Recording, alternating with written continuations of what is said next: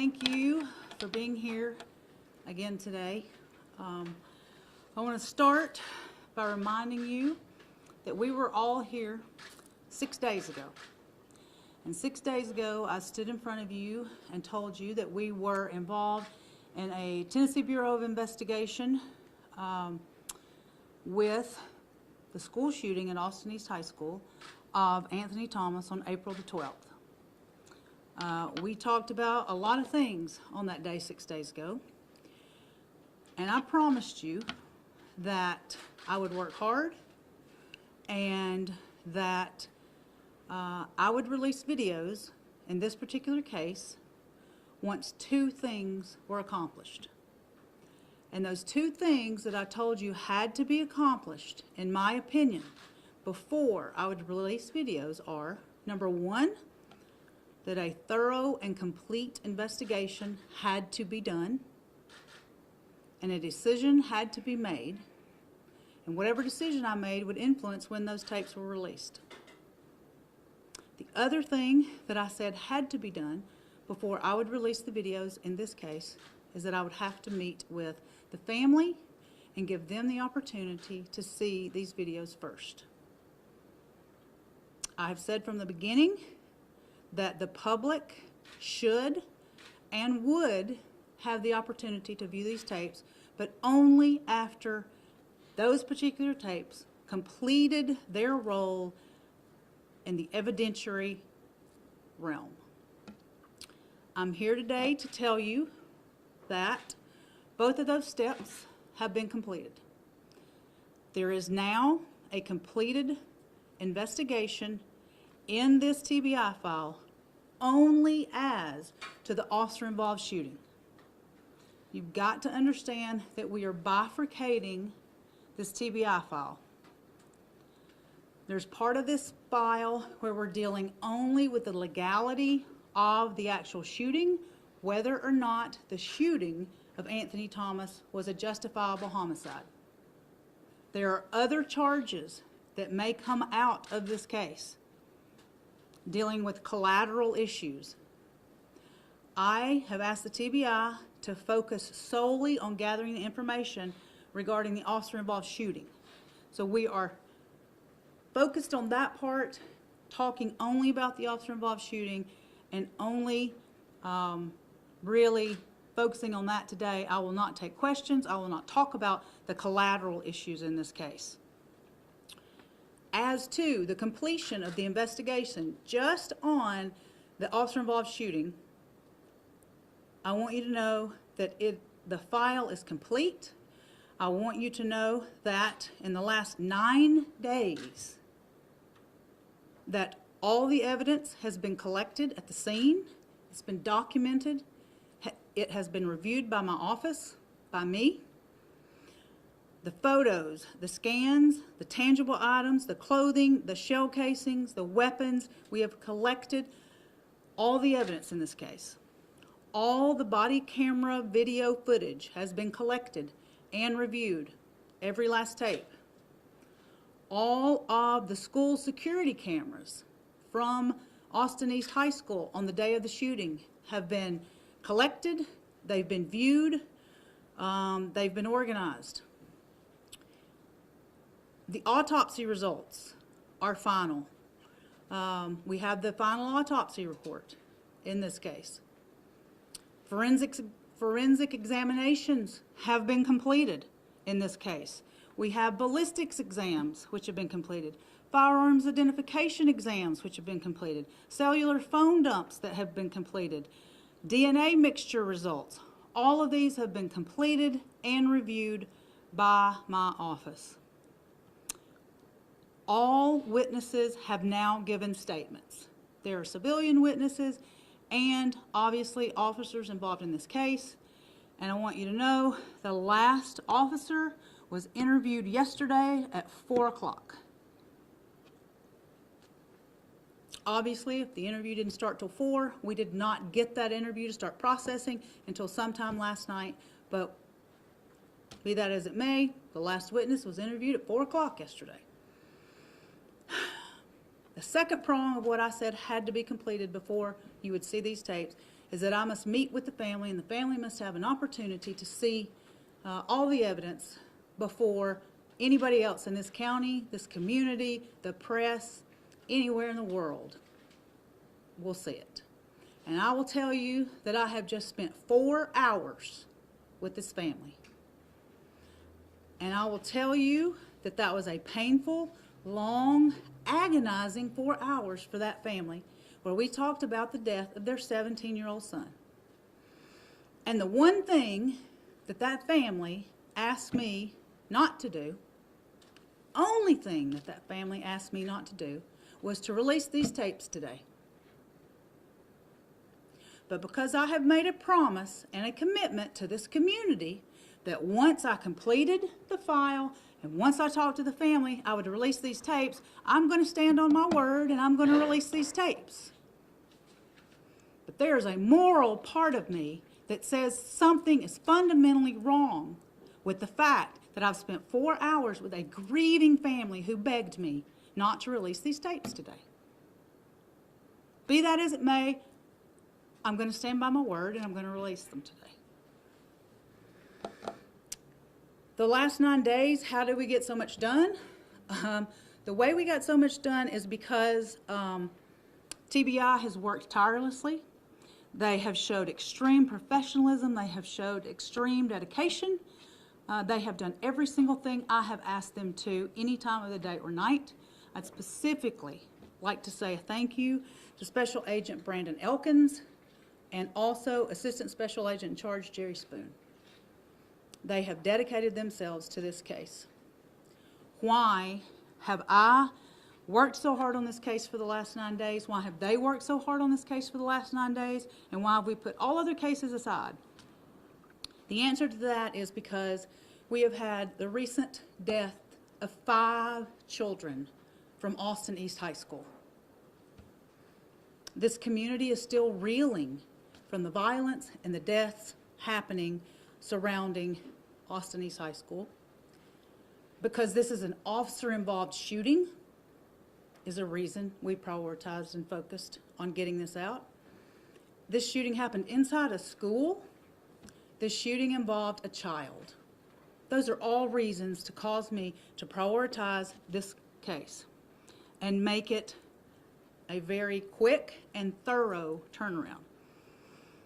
But I also want to tell you one of the reasons that I have responded so quickly is because it is just my response to this community. There have been media, there have been community leaders, there have been politicians, and there have been activist groups that have all demanded answers, which they are entitled to. You're all entitled to it. But everybody has demanded those answers right now. And so, I do not think that my correct response would have been to immediately release only part of the evidence in this case. That would have potentially tainted a criminal prosecution. And not only that, I think it would have allowed the community to make rushed decisions based on incomplete evidence, because you know what? Those videos aren't the only evidence in this case.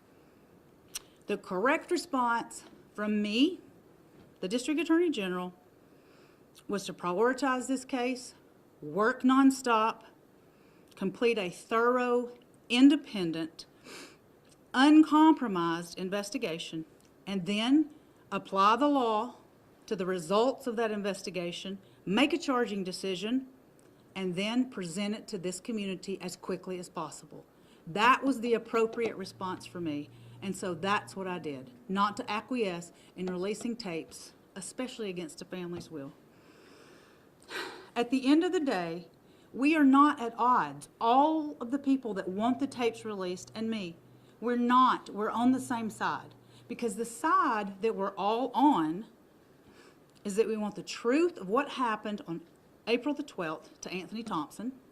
We all want justice to be served, and we all want all of our kids to feel safe in all of our schools, especially right now at Austin East High School. So, what has happened in this case has not really been good for anybody. So, this is what I plan to do going forward, just so you will know. I think there are laws that prohibit us from releasing tapes. But I think we need to change those laws, address those laws, clarify those laws. We need to find a way to come together. So I am going to reach out to the Board of Professional Responsibility. I'm going to ask for opinions on Rules 3.6 and 3.8, both of which deal with pretrial publicity, which is my big ethical concern. I'm going to ask for an Attorney General's opinion on the statutes dealing with the confidentiality of TBI files, which I think is really pertinent and relevant in this case.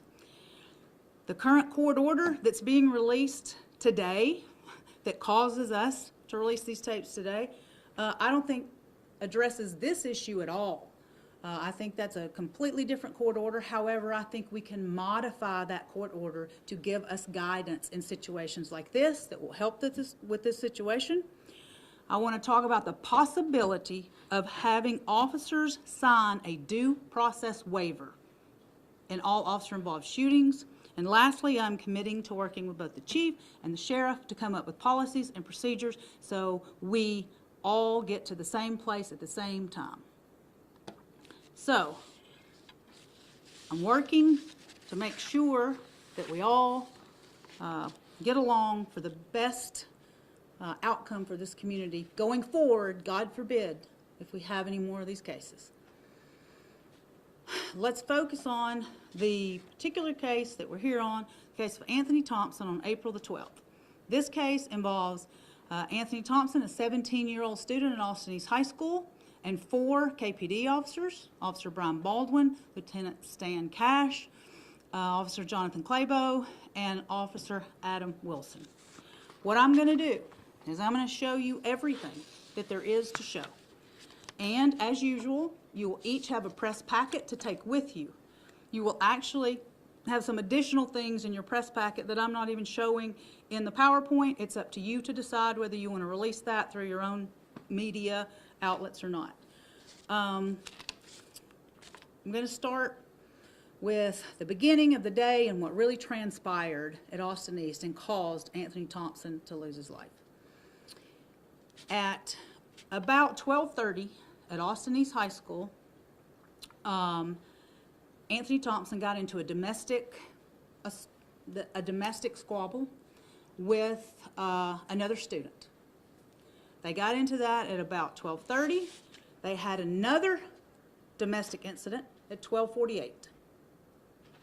These 2 domestic assaults that occurred at 12:30 and 12:48 are the impetus to this whole day's trajectory.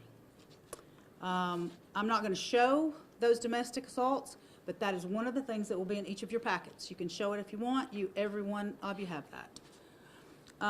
As a result of these domestic assaults, the victim in these assaults left school. She didn't feel safe being in school. She wanted to go home. She got permission to leave, and she did. She left. She went home. She told her mother. She told her mother what had happened at the school. Her mother, Regina Perkins, then texts Anthony Thompson. It's the first thing that we have that happens out of, I'm going to move over here so you guys can see. That's the first thing that happened as a result of these domestic assaults. If I could have the first slide. This is the text that Regina Perkins sent to Anthony Thompson on that day. Right here, you can see the reason it says 10:11 is because that's the time we took the photo of her phone. But this is the day in question.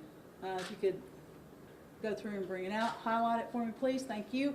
At 1:16, this is the text that Regina Perkins sent to Anthony Thompson. You better stop what you're doing now. You were disrespectful ASF, and I've called the police. I'm done with your threats to my daughter, and you put your GD hands on her. You step foot on my property, and you will go to jail, period. You will be blocked, and goodbye. Anthony Thompson's response, get off my phone, girl. Her response, F you, little boy. Next slide. You will see that we're continuing on. This is a continuation. She then says, bye. He responds with 2 emojis, WIOB, and she tells him, I'm on the phone with Officer Carlos. So this is the first notice that Anthony Thompson has that the police are involved or the police are coming. This is what starts the whole trajectory in motion. What I want to do is show you what is happening with the police at the same time as showing you what Anthony Thompson is doing in response. We're going to go through the day chronologically back and forth to see what's happening in both these places. This next slide is going to show you, that's more of his slide. This next slide is going to show you security footage from Austin East High School. We are starting at 1:17. The reason we're starting at 1:17 is because Regina Perkins sent that text at 1:16. You're going to see him walking around the halls in this video, and then you're going to see his response as soon as he receives the text from Regina Perkins. So if you could play that video, please.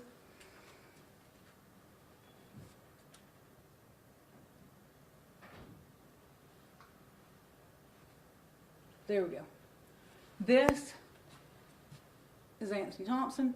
All the videos here are being redacted. The reason they're redacted is because they involve juveniles in a school. By redacted, we only mean blurring the faces. None of these videos have been changed. Redaction merely means we've covered faces of juveniles that are identifiable.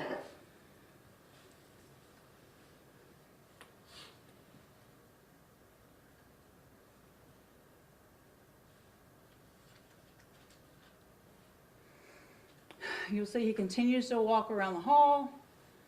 He's on his phone.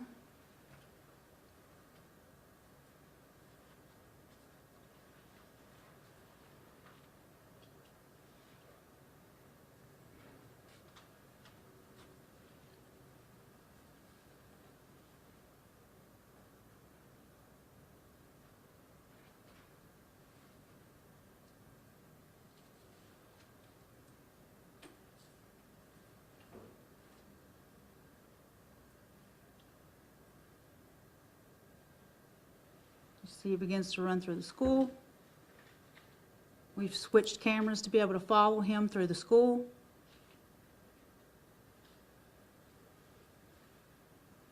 Ultimately runs out the door. Another angle of him running out. And once he gets outside, we have outside school camera footage following him outside.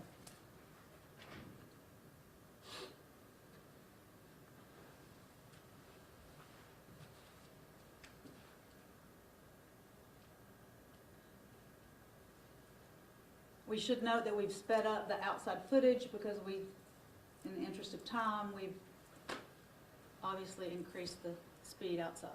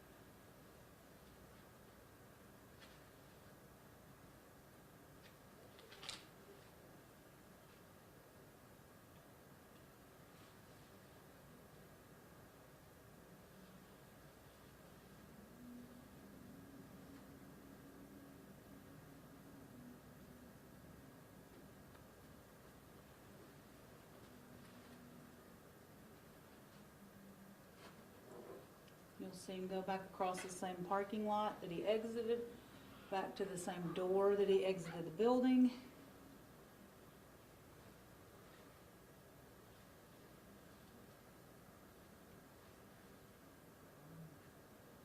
Ultimately re-enter the school.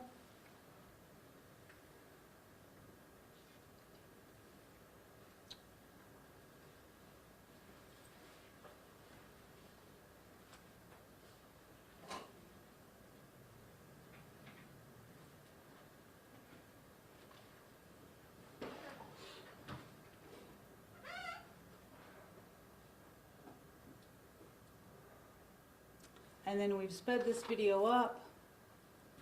It's the school footage to basically show you where he was in the building throughout the day. He pretty much hangs out in this area. He will sometimes leave this area and make a round through the school hallways, but pretty much this is where he hangs out. He leaves the building again. He's on his cell phone here, and he paces back and forth for approximately 12 minutes, talking on his phone the entire time.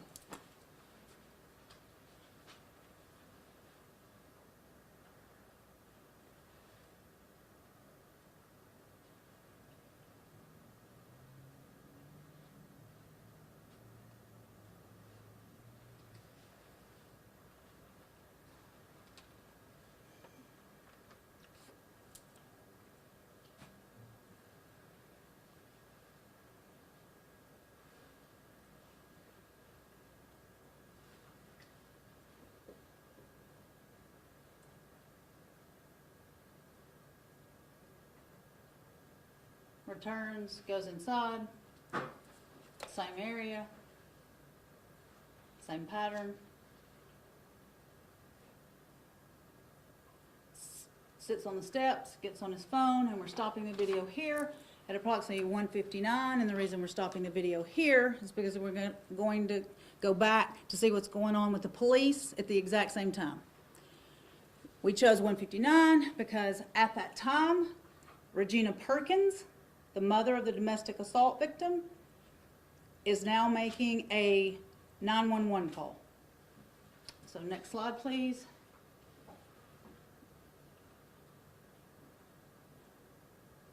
We'll now play the 911 call. It has been redacted. Only things that have been removed are address and identifying information.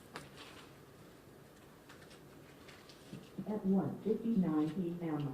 with a GMT offset of negative 240 minutes, agent ID is extension is 209. Knox Co Police Communications Racket. That's me again. Hi. Hey. Oh, exciting. Hello. I'll transfer one to you. Okay. She wants a domestic 94 report. All right. Here we go. Thanks. Knox Co Police Communications. Yes, ma'am. They were saying I needed an officer to come out to make a report. Okay, what's your address? Okay, and what happened? My daughter got into an altercation today at school with an ex-boyfriend. I saw a couple of times actually spoke with the Justice Center as well as juvenile court about this kid because he keeps continuing to put his hands on my daughter. But it happened again today, and we're trying to press charges on him through juvenile court, but they need a report to be made. Okay, how old is your daughter? She's 17. Okay, and is she at the house right now? She is. Okay, what's your name? Regina Perkins. Okay, and Regina, does she need an ambulance or anything like that? No, I think her feelings are hurt more than she actually is, but Okay, we're in an ambulance. what's a good phone number for you?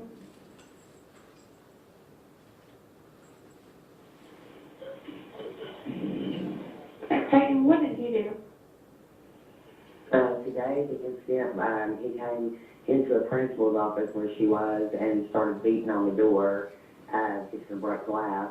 She came out, the principal had stepped out of the office for a minute evidently, but when she came out, he kept putting his hands on her. She said, puffing her in her face and her jaw, pulling her hair. The incident I witnessed about a week or two ago, he was at my house and I made him leave because he had actually choked her, and I had threw her around the bedroom. I heard some noise. I went in there and I threw the kid out of my house. Well, she's not had anything to do with him since then, or tried not to, but they ran into each other at school a couple of times, and every time he's been very forceful with her. We'll try to give him breaks. I tried to contact his mom. Nothing's controlling this kid at this point. I have to take it the legal route. Okay, what is his name? What's his last name? His first name is Anthony.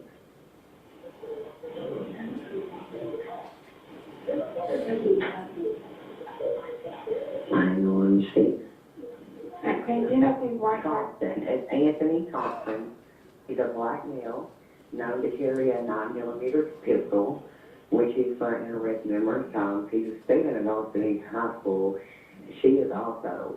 But he is not done for that school, and I've even told the school that he's an issue. They know he's an issue, and they still have not removed him from this school. Okay, how old is he? He's my child. He's also 17. That's why I was having to go through juvenile. Okay. Do you know where he's at now? He's at school. She left and ran home.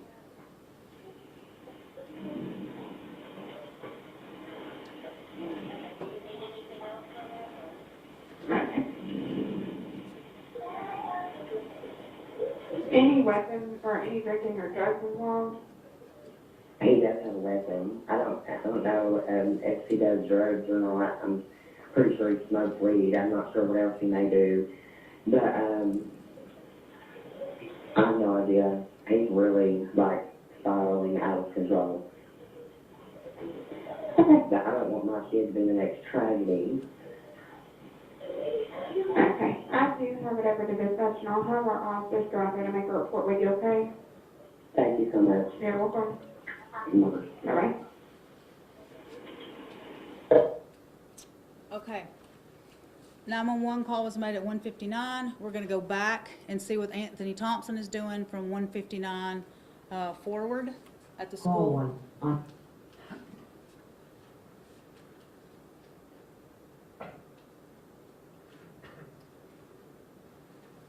If you remember, we left him sitting on the stairs. We'll pick up with him sitting on the stairs.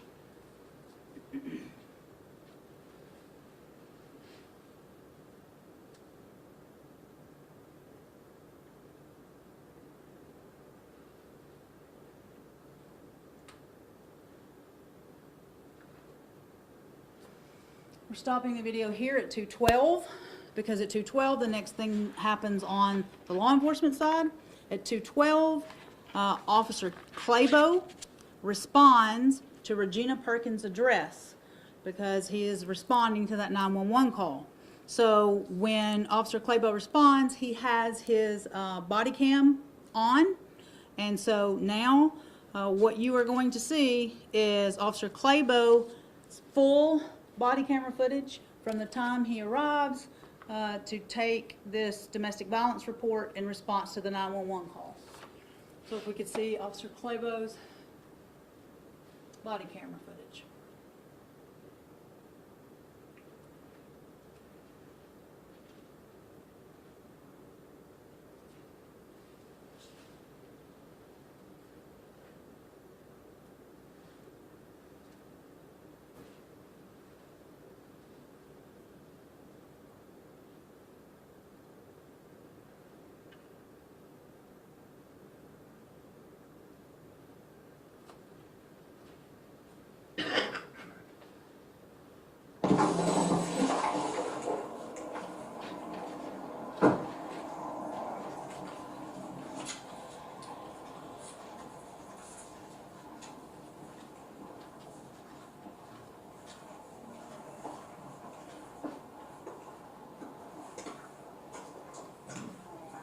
Doing good.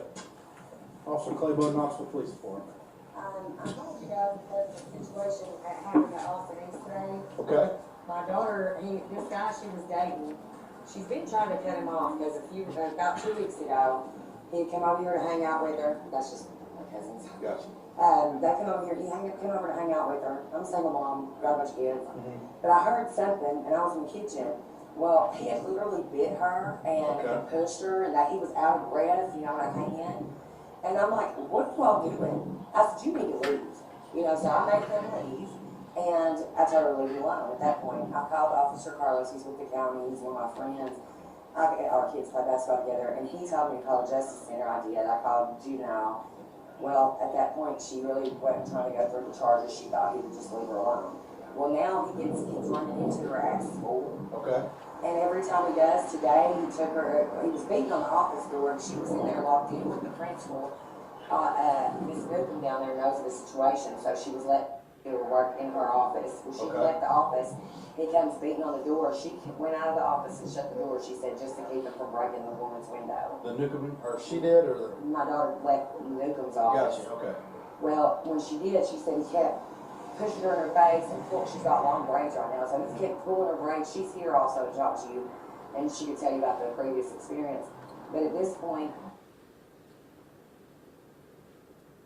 Gotcha. so I guess we could probably do it like a domestic, I don't know, but something has to be done to stop this kid. I just don't want my kid to be the next tragedy, you know? Gotcha. This is her. Okay. So he just, I guess, needs to hear from you what happened. That's what it is. Yeah, so tell me what went on today. How we get to where we're at. You're in the principal's office? Behind you, just so you know. I got you. Okay. Come on, Matt. I'll let you talk for a second if you need. Just tell me everything, though. You need to let me know.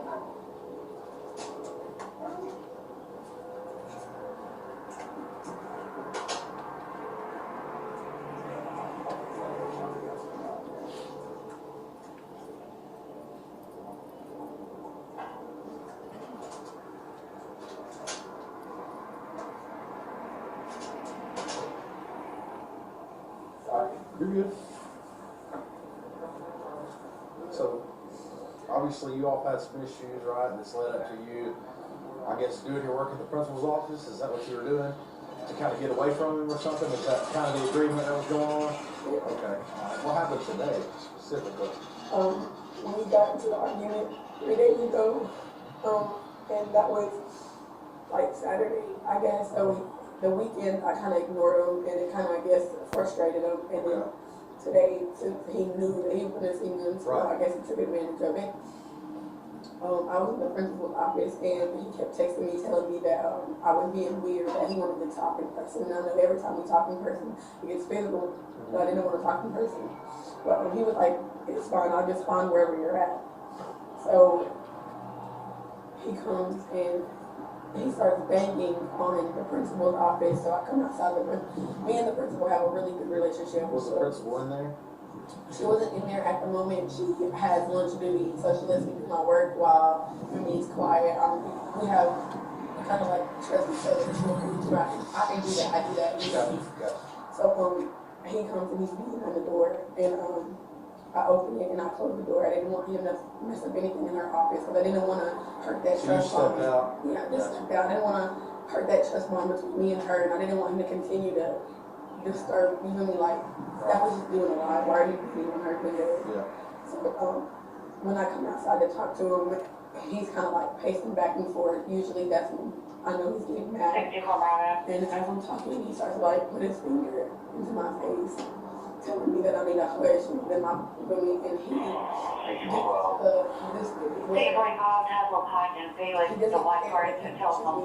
the wall, like if he's like right here, I don't have any right to push him back. Yeah. I don't have any right to touch him if he's right here. Yeah. You know what I'm saying? Then he feels like, oh, you touch me, girl, I'm gonna touch you. Then don't touch me.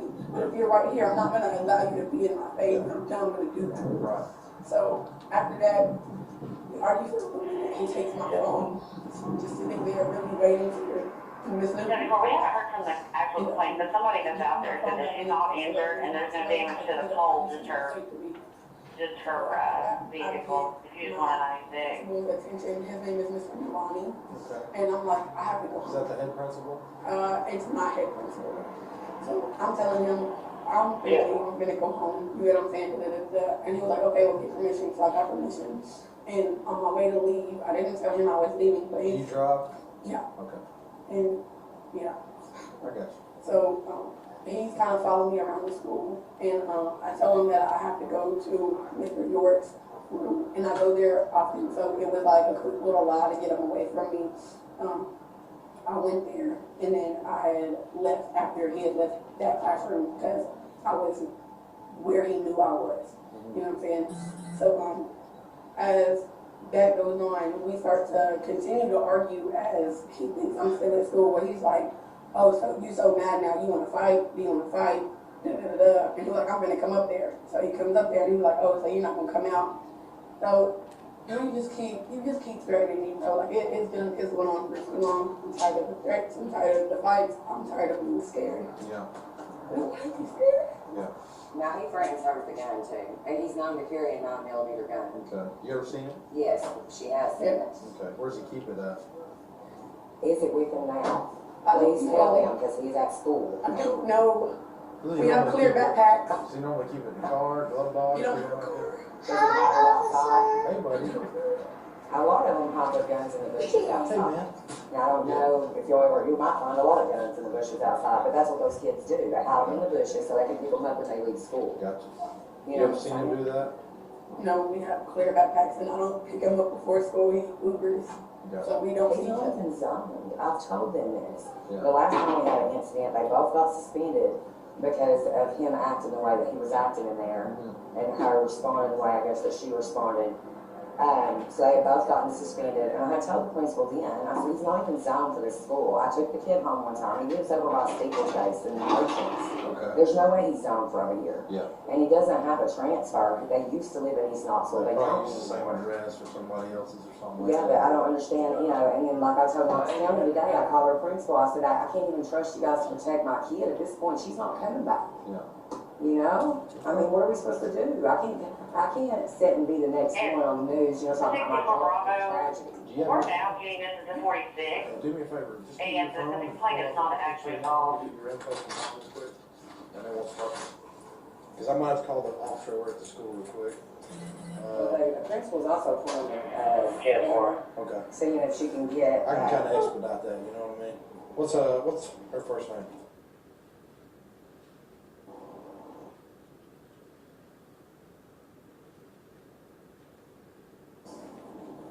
You know her social?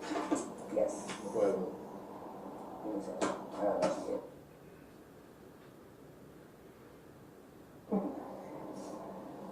What's your phone number?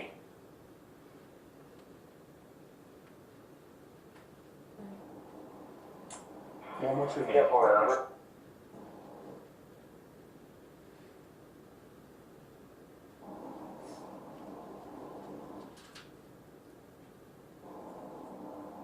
Social?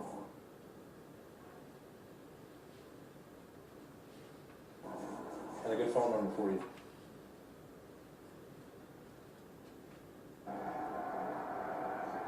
And this is your all's residence, right? Okay. I'm just afraid. You remember that kid, Central, you know, that guy came shot through Yeah. the window? She has this window right here on the other side, you know? Yeah. I've got cameras front and back, but you know, they're not gonna watch everything. What's his, you know his name? Anthony Thompson. Anthony Thompson. A-N-T-H-O-N-R? Brian? Yeah. You're not Brian. He's about, say he's about Did you have that? 7. Well, this is down the wrong call. City. I've got an 85 for you though, 3330 Delrose Drive, secondhand information, there was an argument. Someone hit a vehicle on purpose, and that's all we know, they're trying to get further. What's his address? Well, I know you got in your Knox Co or something. Does he come over here every day? Or is it- No, he never been out since that incident a couple of weeks ago. He hasn't been there at all.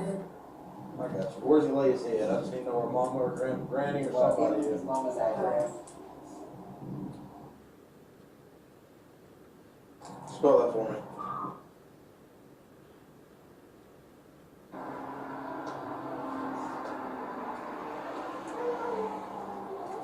You know the zip code? Go ahead. Probably 37918. Do you happen to know his birthday at all? He's 17. 4. Yeah. And a good phone number for him? I've got it. He was just texting me and talking shit. Oh, yeah? Yeah. Yeah, he's a cocky little asshole. But like he said, he asked me what I was on. I said, I'm on the phone with Officer Carlos. Thanks. Okay. You know, Gotcha. he's You talking about Keno? And what, for the county? Oh, no, it's a different officer. I'm thinking of Carlos, son.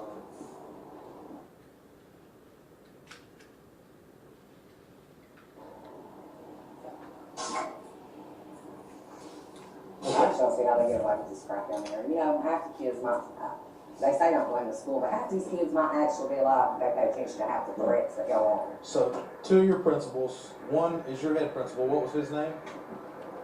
You got his attention on that? What? I'm just in my process. You're good. We're in no rush. No hurry. It's not exactly that. You were in Newcomb's Newcomb's office, Yeah. and then you got the other principal, Milani, and said you were leaving, right? Got permission, and then that's pretty fine. All right, let me go in here and see what I can work out. I'll come back up here and talk to you in a second, okay? No problem.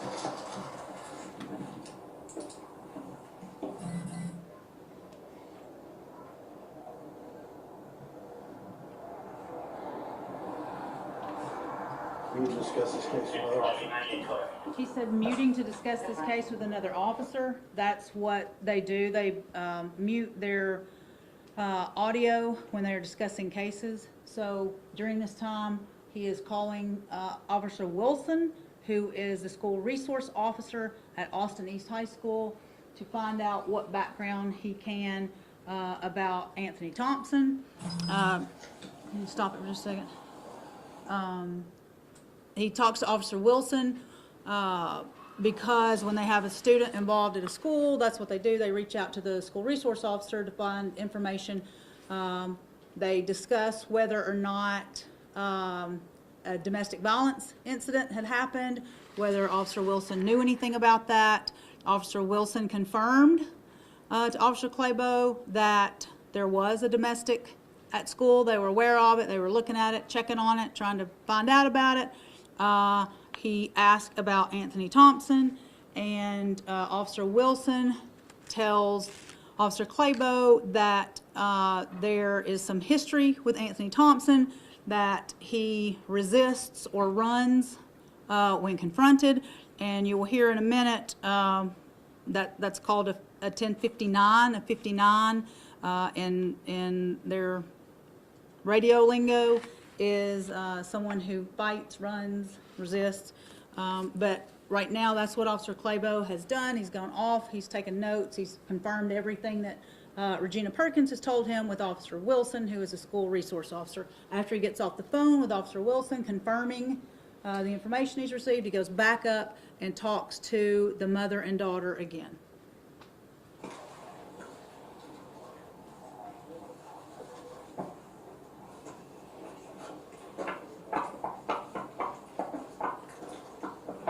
So, I'm going to try and go get him.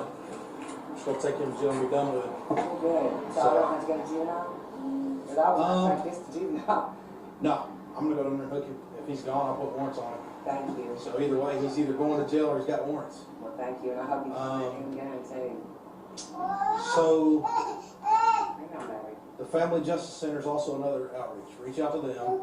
They're going to be able to pull my report now. Granted, it'll probably take to the end of the day. I know Bethany Underwood down there. She works with me on one. Okay. So I'll call her. Yeah, I've had situations myself, and that's what makes me feel so guilty, man, is I've seen it. You know what I'm saying? Yeah. As a mother, you've dealt with it. I would You've done say, more better for your based kids. on speaking with the officer down there at the school, with him going to jail and committing the offense on school property, he's probably done. I'd say they'll expel him. Good. But I don't know their procedures, but I don't see how. If I got a kid that's assaulted another kid domestically, you care if I chat with her real quick? No, it's just one more fine. time? Yeah, Alone? she's supposed to graduate Yeah. this year, a year early, and you know, she doesn't want to go back to school now. Yeah. Make sure you call the Family Justice Center, okay? I will. Let them start working because they're gonna be able to get work protection. 38 Bravo was bleeding. He apparently worked, they said a nail was on the ground, his head was bleeding. He apparently worked for them at 3300 Dale Road. Someone got upset and assaulted him. The suspect is going to be a male and a white Denali. Had a dog with him, SWAT mare. 597, that's where I'm down there. 13 now? 35 is gonna be the last deal. Where?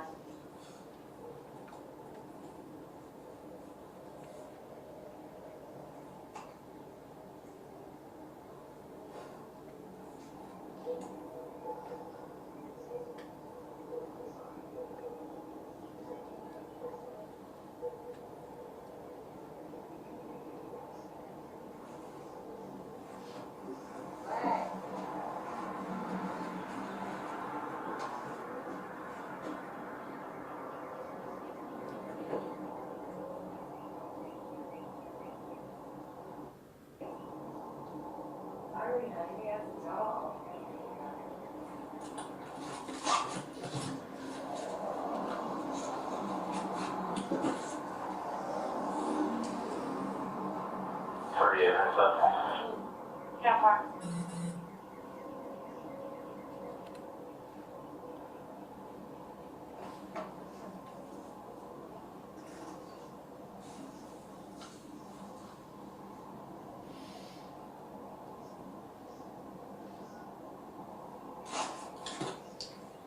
Bravo, 39 Bravo. You got Foxtrot.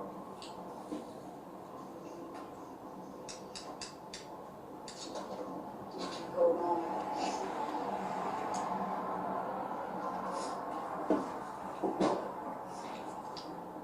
Bravo, 39 Bravo. Hey, brother, you able to, you busy right now? Okay. You don't care to code up with me, let's just say, TikTok, in just a second. I'm gonna try and go 10-15 or more, and he's supposed to have history of 59 with the officer, so.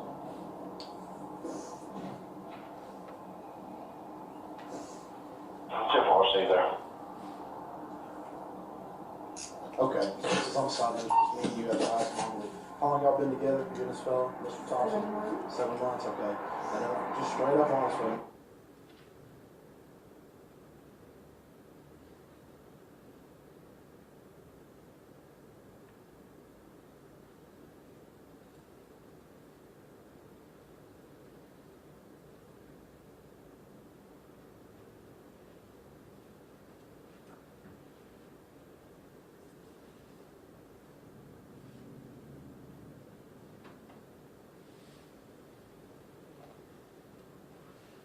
I'll take care of this from here. I told your mom about the Family Justice Center, okay? You say you're afraid. You need to go down there and get order of protection, all right? Now, Mom's going to have to help you with all that, but that'll be another step of keeping him away from me, all right? I'm going to go back down here to the school, and we'll deal with all this. He's going to go to jail, all right? He's going to go to juvenile. We're going to deal with him. Maybe we can get some help. I don't know. Either way, it'll keep him from hurting you. That's our goal, right? We want to make sure you're okay. I don't know, right now you're young, right? You're in love. I've been there. You're young and you're in love. But, let me tell you this. If he's already doing this to you, okay, think about what he's going to do when nobody's around, when you're not in school, when Mom's not here to run up here and take care of things, you know what I mean? It's going to be rough. Yeah. We don't want you to get hurt. So if I were you, I'd be done with him completely. There's going to be some guy out there that's going to treat you so much better than him. Alright, you're young, pretty young girl, you'll find somebody, I'm telling you. They'll be lining up better than this guy. Alright? So, let me go deal with this and let your mom take care of you. And y'all try and go down there probably tomorrow or the next day to the Family Justice Center. That way they can help you out, okay? Is that him calling you now? Have you been talking to him at all? Talk to him earlier. Because he kept asking me where my mom's boyfriend was, like, when they were having confrontation or whatever. Like, I would talk to him, but I don't know. Was you just on the phone with him when you came out here? I'm on the phone with Naya, his sister. Naya? Well, make sure you don't talk to nobody. Don't tell him anything, because we got to go deal with him, okay? So, I was talking to his sister. Me and his sister are kind of close. she'll tell him, though. Yeah. Right? Let me deal with him, and just don't answer the phone for either one of them for a little while, okay? All right, let me go handle this. Thank you. All right, you have a better day, okay? Just to make sure, he pulled your hair. Was it in outside of the office, or was it when you were in the hallway going to Mr. The teacher's class that you told him you were going to? The office and the hallway is kind of like the same area. Okay. All right.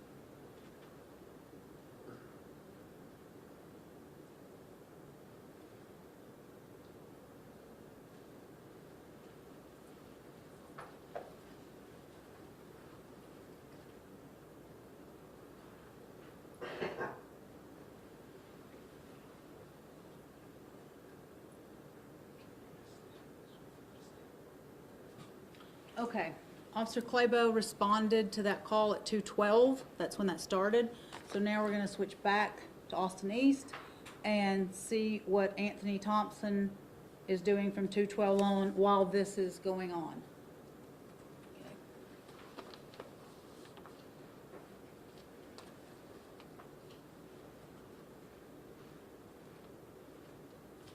This is 2:16. You see Anthony Thompson, he's entering that restroom. That is the restroom where the shooting takes place. He enters that restroom at 2:16. He does not exit that restroom. He's in there. There are other students who go in and out when you watch the school security footage. There are 4 or 5 other students that go in, go to the restroom, come out. Some go in, stay for longer periods of time. But he never exits that restroom. But we know he's there, so we know he's in there at 2:23. So that's the next thing we have. We go to the next slide. Because at 2:23, he contacts Regina Perkins. And so this is 2:23. This is where 2:23 begins, right there. This is him. This shit just now sending. This shit old. This is what Regina Perkins sends back to him in response. This is his response to her. Situation dead. You know I didn't hit her, right? You want her to stop. FWM, so bad, shit lame. And if I could screenshot in again, please. And blow that one more time.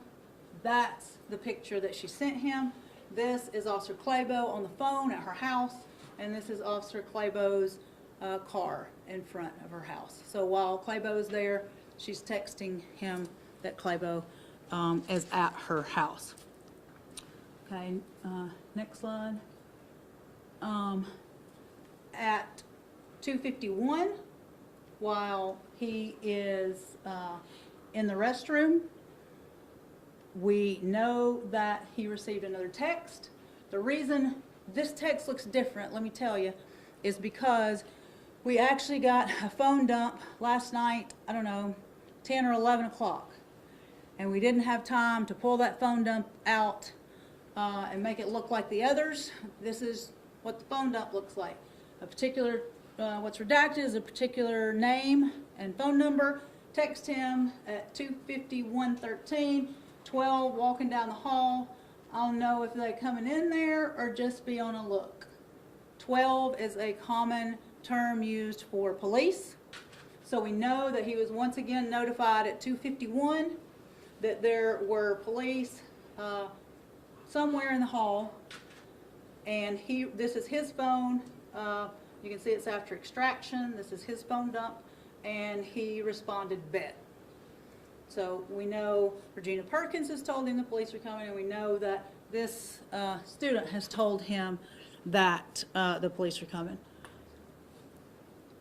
After Officer Claibos leaves Regina Perkins' house, what he does, you already heard him on the radio where he put out a call to Officer Baldwin. He knew Officer Baldwin was close by because they had just responded to a call together a little earlier, and he knew that Baldwin was not responding to a call at the present time, and he knew he was close. So KPD protocol is when you are responding to someone with a history of resisting or being perhaps difficult with the police, you should go in twos. And so he reaches out to Baldwin. He and Baldwin meet up.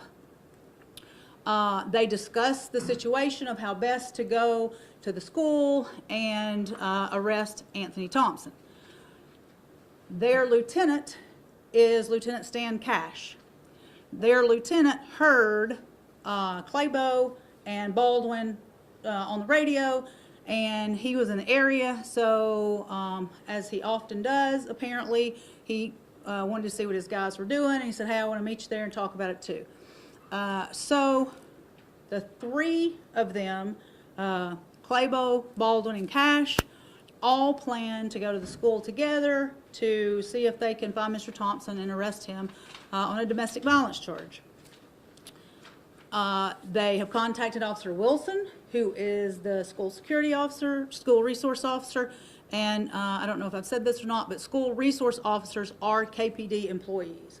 There are two types of school security officers at the school. You're going to see different uniforms there. There are SROs and there are SSOs. SROs are school resource officers. They are actually employees of KPD, but they are assigned to the school. SSOs are school security officers. They are the school's own security police force. So they're officers of both involved in this. So that's the difference in those. Now we're going to show, I believe, Officer Baldwin's video. What Officer Baldwin,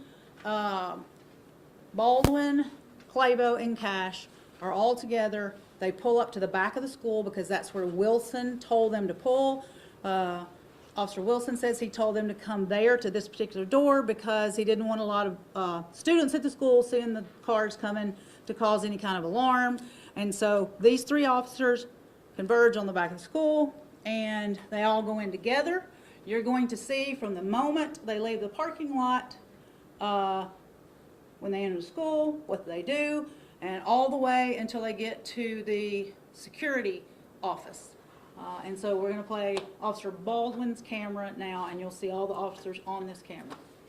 Their camera audio starts when they open their doors.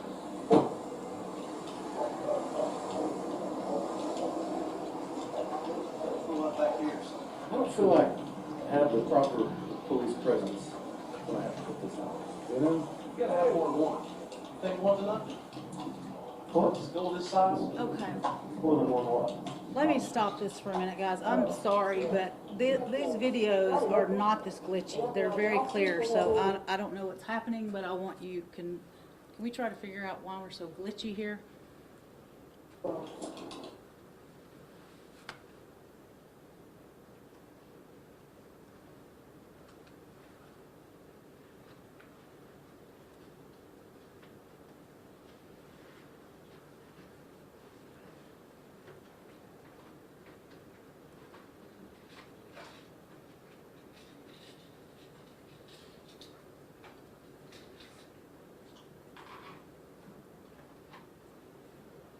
You do have all these videos in your packets. You got everything. You got everything. You were giving you the entire PowerPoint, so you have these videos, and they are clear videos. They're not like this.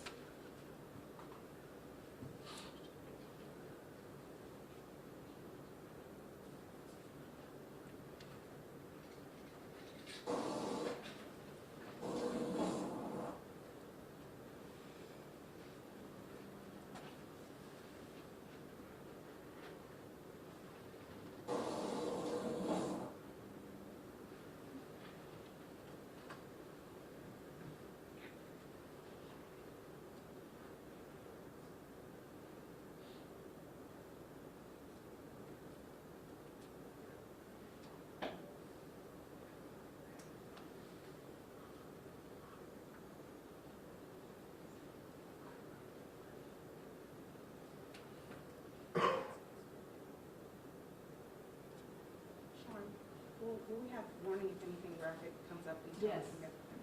Yes. This video. Can we just ask a quick question? Sure. Do the officers, so we know that they're aware that he owns a gun. Correct. Are the officers aware that the gun is on him, or they're just prepared that he may or may not have it? No. Yes, they're all aware that he owns a gun. They all believe that he does not have a gun at the school. So they don't believe he has a gun on his Correct. person? And when they asked the domestic violence victim, she said she'd never seen him with it at school, that they had to clear backpacks, he didn't drive a car, that he was not known to have it at school. So And did they know that he was in the bathroom based off of the video that they're watching from the school, or just? not yet. I mean, they eventually figure that out, Okay. but you're going to see what happens as they go in and they have to find him. It takes a while to find him. Okay.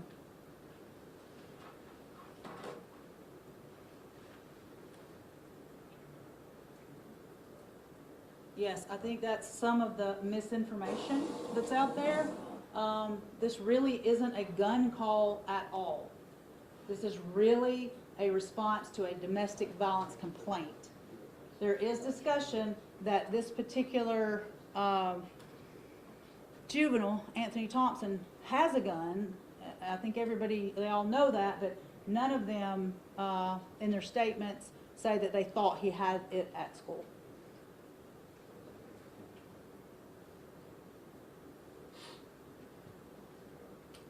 And do you know if the picture was sent before, the KPD cruiser was sent before the officer said don't tell him that I'm here? I do not know that. They've all got time. Everything's got a time on it.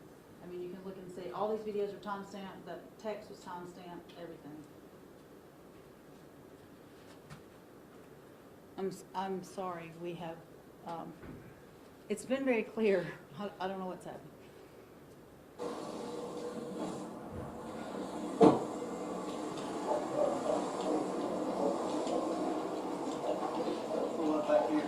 I don't feel like have the proper police presence when I have to put this out. You know? You gotta have more than one. You think one's enough? What? School this size? More than one what? Officer.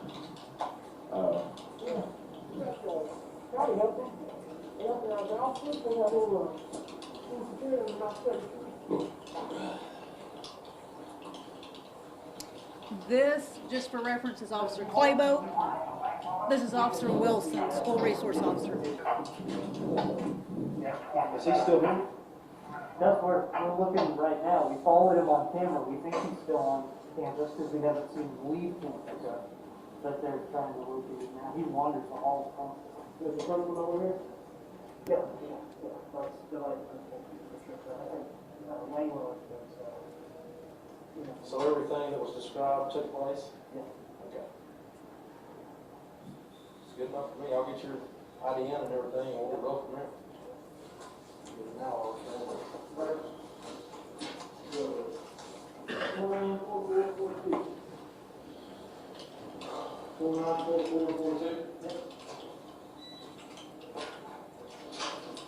He confirmed that Wilson had seen the domestic.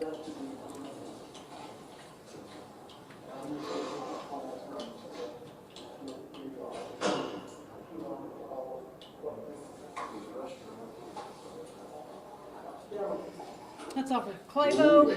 Claibos goes to the restroom. You'll see him removing his body camera as he goes in the restroom. He leaves it running, and you see just that red cloth the whole time that he's in the restroom on his body cam. That thing is out, people walk up now, I don't know where it is.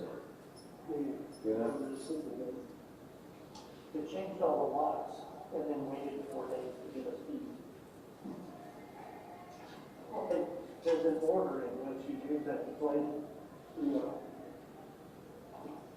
So the bathroom is open or not?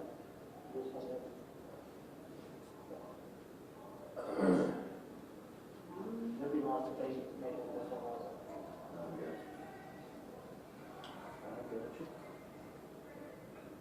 Volleyball.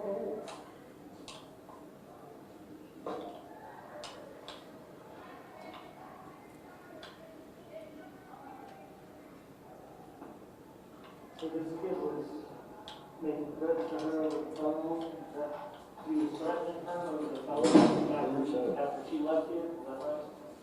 Yeah, so he's still going, and they're all saying he's blowing up.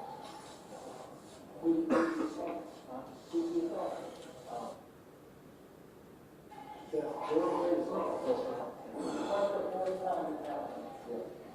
I'm gonna say I'll end up putting him out of school. I'm assuming this one's committed on campus. You can't hear it, don't you? Yeah. You ever use that Dukes? South 12, whenever you hear that shirt? What is it? Dukes? Dukes. It's just a buck patrol.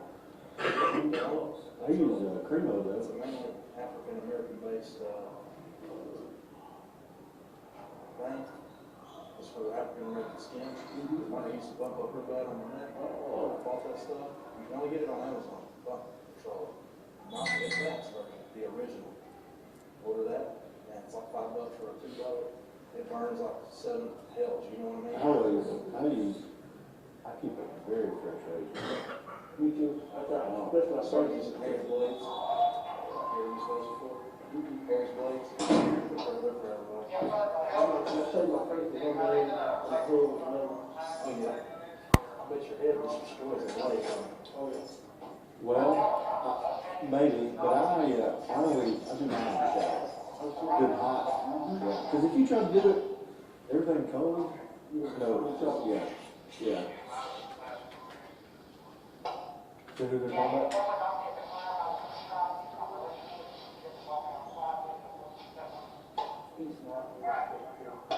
He's not what? Not in his car, but he's supposed to be there. Which is not what's called that. But yeah, that was Wayne was talking to the vice principal who didn't deal with it.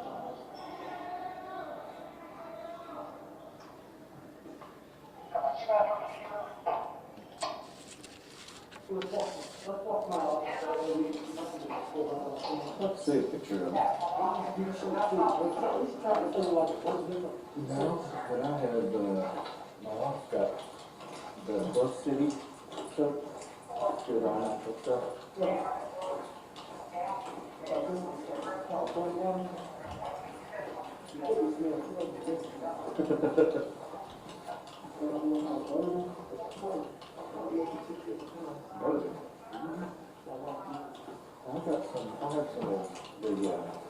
They walk right past this bathroom. Anthony is in that bathroom at that time.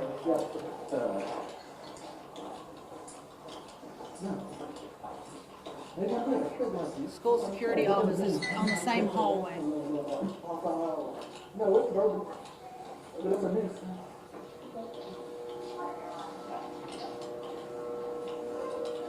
Got about 10 different things of it. Yeah, it's got one. We need to discuss this case. Ditto. Should we activate it?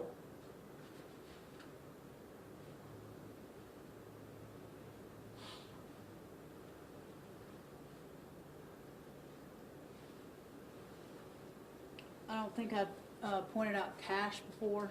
This is Officer Cash, or Lieutenant Cash, Officer Claibos, Officer Wilson, and you're viewing at this time Officer Baldwin's body cam.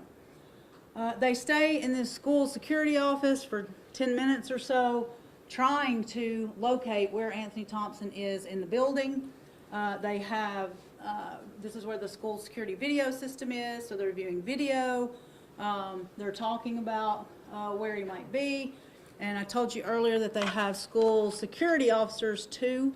In a minute, when the videos come back on, you're going to see an African-American female in a different kind of uniform. That is Officer Scott. She is an SSO, school security officer. She helps them try to locate Anthony Thompson. She is over here and gets word that people are looking for him, and she knows, and she's familiar with the school, she's assigned to the school, and she knows that Anthony Thompson hangs out a lot in that bathroom right down the hall. She kind of realizes, talking to people, that nobody's checked that bathroom. So Officer Scott says, hey, let's go check this bathroom down here. It's a regular hangout of his. And she tells them to go because she's a female and she can't go into the bathroom, but she takes them down there. Now, you ask for a warning when things are going to get graphic. That's, this is your warning. What I'm getting ready to play is I'm going to play all 4 officers' body camera video footage from the time they leave that security office, walk down the hall, enter the bathroom, and through the shooting. Okay? You are going to see all 4 of those officers' videos. So you're going to see that 4 times. You're not really going to see it 4 times, because let me tell you what happens on all 4 cameras. First, you're going to see Baldwin's camera, and in the scuffle, Baldwin's camera will enter, but as they scuffle, Baldwin's camera will fall off and be in the floor. You'll see that. Next, you're going to see Officer Claibos' camera. He is the officer that actually fired the shots. His camera is the only one that stays on and secure the entire time. The third camera you're gonna see is Lieutenant Cash's camera. His camera stays on until the scuffle, and his falls off as well, but you'll still have an angle of it showing from the floor. And then I will play Officer Wilson's camera for you, but Officer Wilson's camera was not on for some reason. It comes on after the shooting, and you can tell it's when they're trying to take off his jacket, and the camera is like inside it, and you can tell when it comes on that it has not been working the whole time, but it's jarred on. So I think the reason probably that Baldwin and Cash's cameras both came off is because they were magnetic cameras that weren't as secure. The camera that Officer Claibos has on is a locking mechanism twist and turn camera, and so it stays on through the whole shooting. But I'm giving you all 4 videos, and we will start with Officer Baldwin. They are all graphic. They all show the same shooting scene, so that is what is coming up. So we'll start with Officer Baldwin. This is Officer Scott, SSO Scott, that I told you joined into the mix.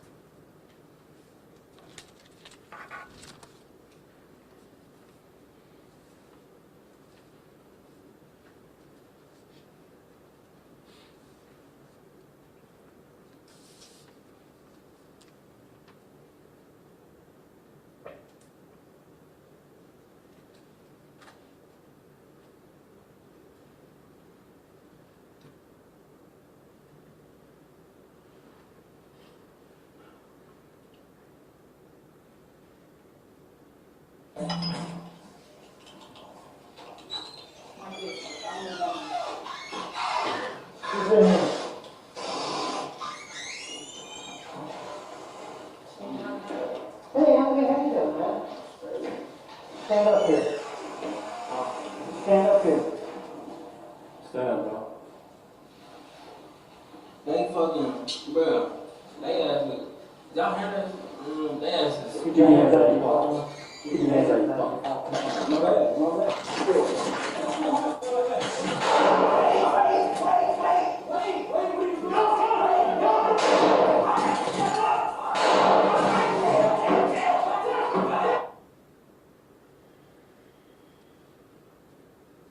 Okay, that was Officer Baldwin's body cam. Next, you're going to see Officer Claibos' body camera. Officer Claibos is the only officer that fired his weapon.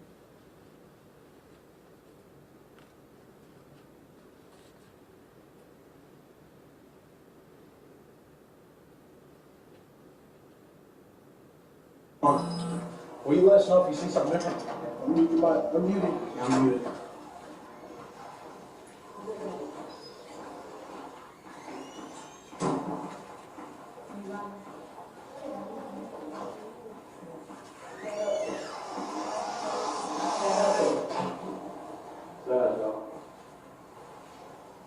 They fucking, bro, they asked me, y'all hear that?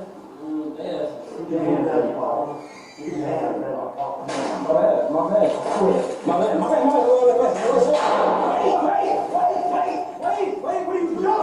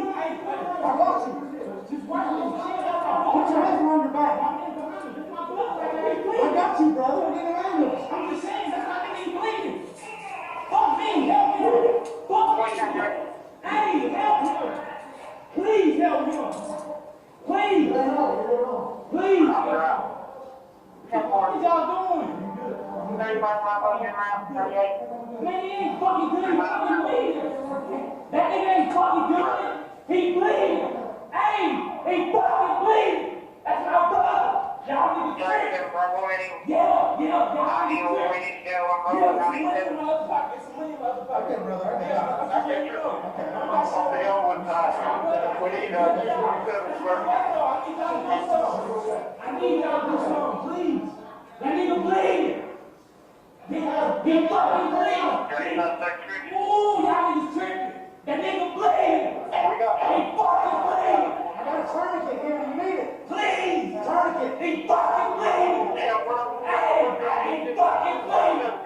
Please. I got a tourniquet, do you need it? Oh, shit. What the fuck did y'all do? What y'all doing? Hey, he fucking bleeding, bro. Oh, man. Oh, man. What y'all doing, bro? Hey, bro, y'all need to chill. We have an officer down. Oh, man. What y'all doing?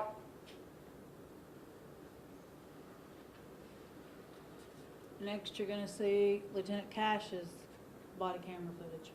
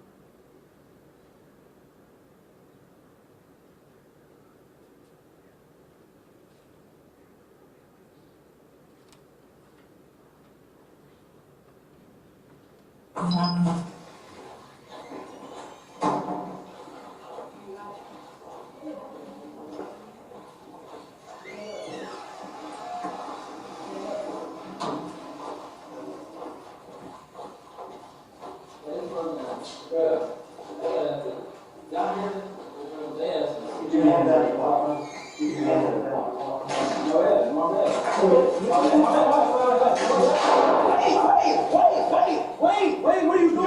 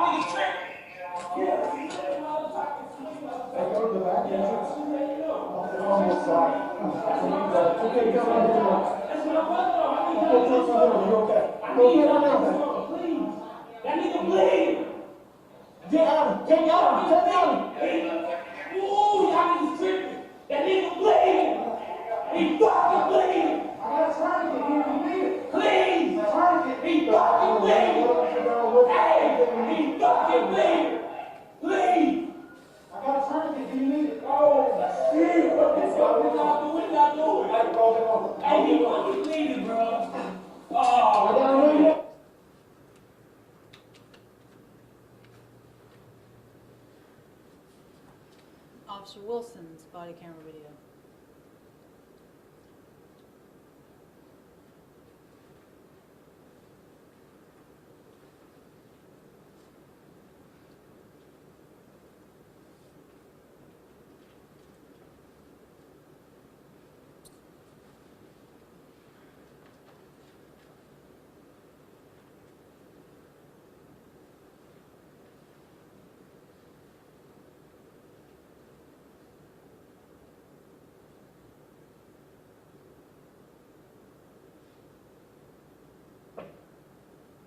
Alright, just, can we do that? Yeah, I think so.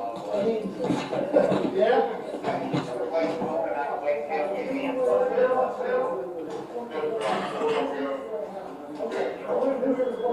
I'm just making sure that nobody else.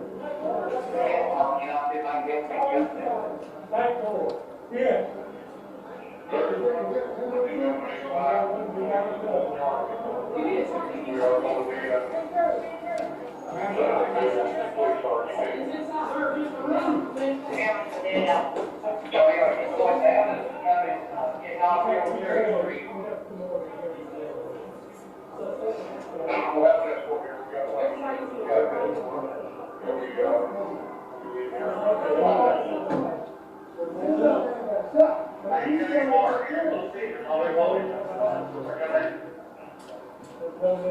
Bring him in here, bring Hamilton right here.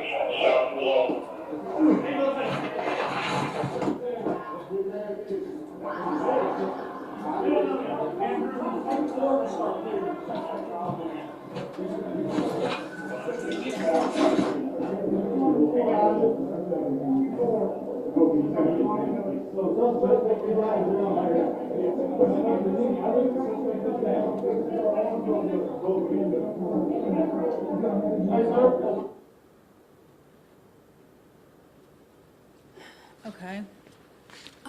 Now, we need to talk about exactly what is the duty of the District Attorney General in this case. And the duty that I have in this case is to determine whether or not the shooting of Anthony Thomas by Officer Claibos is lawful or unlawful. And in order to do that, I obviously rely on the law, and the laws that are pertinent to this determination in this case are, first, the Self-Defense Statute, which is on the screen. Basically, what the Self-Defense Statute says is that if a person has a reasonable belief that there's imminent danger to himself of serious bodily injury or of death, that the person can then defend himself as long as it's a reasonable belief based on reasonable grounds in a reasonable set of circumstances. You can defend yourself when you believe that you are in danger of death or serious bodily injury. But you have to have that reasonable belief that you're in that posture. The next law is defense of another. Basically, what defense of another is the same as the self-defense statute. It just gives you the ability to use force if you believe you are protecting another person who is in that same posture, that you're protecting someone else who is going to suffer serious bodily injury or death. You have to, in both these statutes, have a reasonable belief, and you have to be able to show that you reasonably believe these things to be true. So that's kind of the standard for those two. So next slide.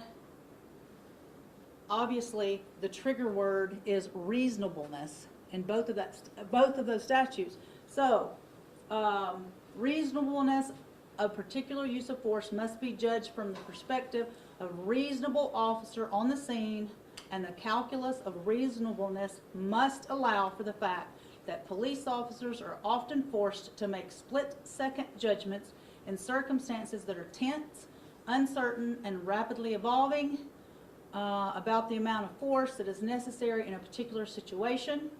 The reasonableness of a particular use of force must be judged from the perspective of a reasonable officer on the scene rather than with 20/20 hindsight. This is out of Graham v. Connor, which is a U.S. Supreme Court case, which tells us how to apply that reasonableness standard. So what we have to do is look at what happened in that bathroom. We have to look at Officer Claibos' statement. We have to look at whether or not the things he says in the statement about his fear of safety for himself, his fear of safety for others is reasonable based upon what we see and based upon the evidence we collect from the scene. So in order to do that, we need to know what Officer Claibos said. What is his version of what happened? Officer Claibos' statement, I will highlight certain parts of his statement, pull out the pertinent parts. And I want to go through his statement so you can hear what his statement is, and then rewatch the video to see whether or not what he says is reasonable based upon what we're looking at. Officer Claibos says that as Anthony Thompson twists, his pocket comes open and he sees the barrel of a gun pointing at him with Anthony Thompson's hand on it. At that point is the first time he thinks, I'm about to die. Anthony Thompson turns towards Officer Baldwin and fires at him. Claibos sees Baldwin retreat after that shot is fired, and Officer Baldwin moves out of Officer Claibos' field of vision. At that point, Officer Claibos thinks that Officer Baldwin has been shot by Anthony Thompson. As Officer Baldwin is shot, or as the shot rings out, Officer Claibos says that Officer Baldwin drops Anthony Thompson's left hand and he reaches for the gun again. He yells he's got a gun and he drew his weapon at that point. He says he then sees the gun pointed straight at Lieutenant Cash. He was afraid at that point he would fire at Cash, thinking that he had already fired at Officer Baldwin. He sees Anthony Thompson has a grip on the gun at that point when it's pointed at Cash, and he fires. After he fires, he perceives that Anthony Thompson is still fighting with Officer Wilson as they go to the ground. Once they're on the ground, he says he sees Anthony Thompson cant his body to the left, and he thinks that Anthony Thompson still has the gun and that he will shoot Officer Claibos at that point, or shoot Officer Wilson, who is right behind him, and he fires. He feels someone jump on his back almost simultaneously with firing. He turns, does a shoulder shrug, sees the person in his face, assesses that he does not have a gun, and begins to demand that that person get on the ground. He makes statements throughout his statement along the lines of he's afraid for his life and every other officer's in the room. He's afraid that we were going to die, lose our lives. It was an immediate threat, not something to talk about later. He looked down the barrel of the gun. He thought he was going to die right there. He was afraid that Officer Baldwin had been killed, and he's never felt that level of fear. So that is what Officer Claibos is telling us was in his mind, what he thought. And so the legal test is, do we believe that what he is saying is reasonable? And is it reasonable when you apply it to the facts? So, in order to do that, you've all seen the video 3 times now. It's very quick. It happens in 11 seconds. So we're talking about an 11-second time frame. So, in order to do that, we're going to slow that video down for you. Keep in mind that we're slowing this video down 10 times. That this is an 11-second incident, but it's going to take us 110 seconds to get through it. So, in doing this analysis, we are doing what Chief Justice Rehnquist said you can't do. You can't go back and look at it Monday morning quarterback with 20/20 vision. You have to put yourself in Claibos' shoes as the whole thing happens. But for us to understand what really happened, we need to slow it down so we can see it. So that's what we're going to do. You're going to now see a slow motion, and I'm going to ask you to stop it in places as we go. So this is Claibos' camera, Claibos' perspective.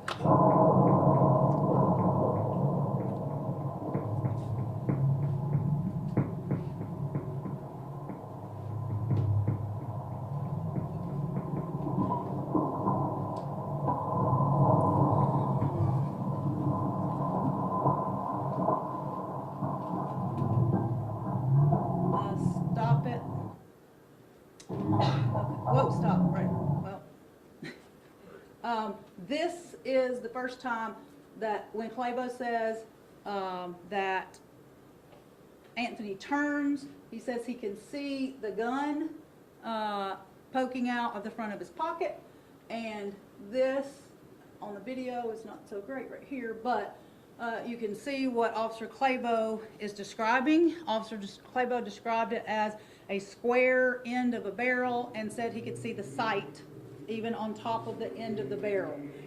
This pouch pocket is a through kind of kangaroo pouch pocket, and if you noticed when Anthony Thompson was sitting on the toilet when they first came in, he was on the phone, he had no hands in his pocket, he put a hand in his pocket, he took it back out, but when he got up to address the officers, he put both hands in his pocket. That's when they began to yell at him to get his hands out of his pocket. Since that time, he's kept his right hand in his pocket. So his right hand is in the pocket over here, and this is Officer Baldwin pulling his left hand back. So clearly his left hand is in the control of this officer, but it's his right hand that these officers are struggling with as Claibos sees what he perceives as the gun pointed at him through the pouch pocket.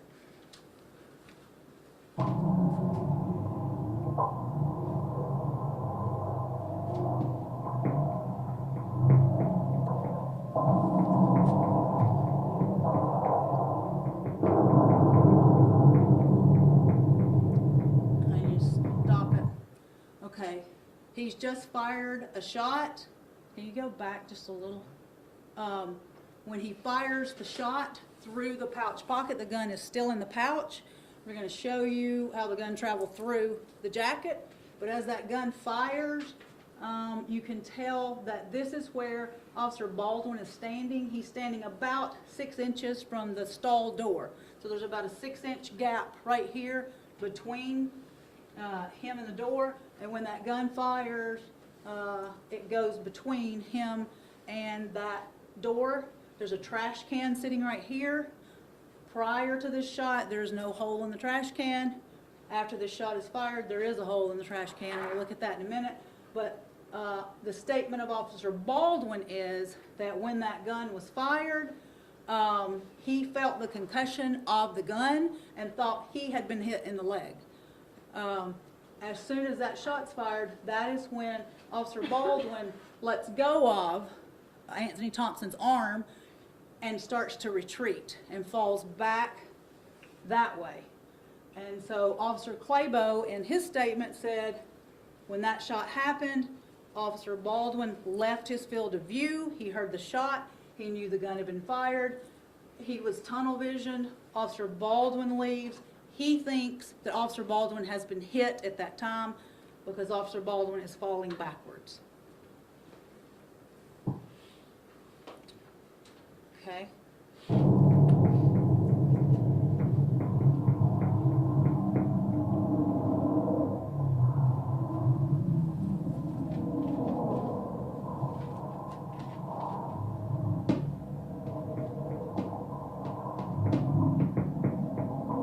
There's the hole.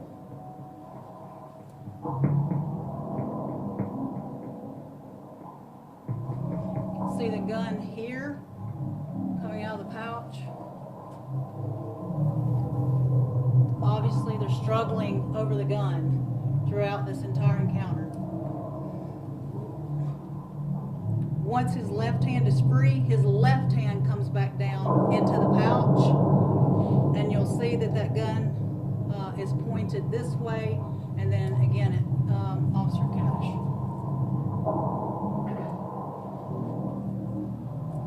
And you have to watch to see the body cant to the left, because you'll remember that's why Officer Claibos said he shot the second time.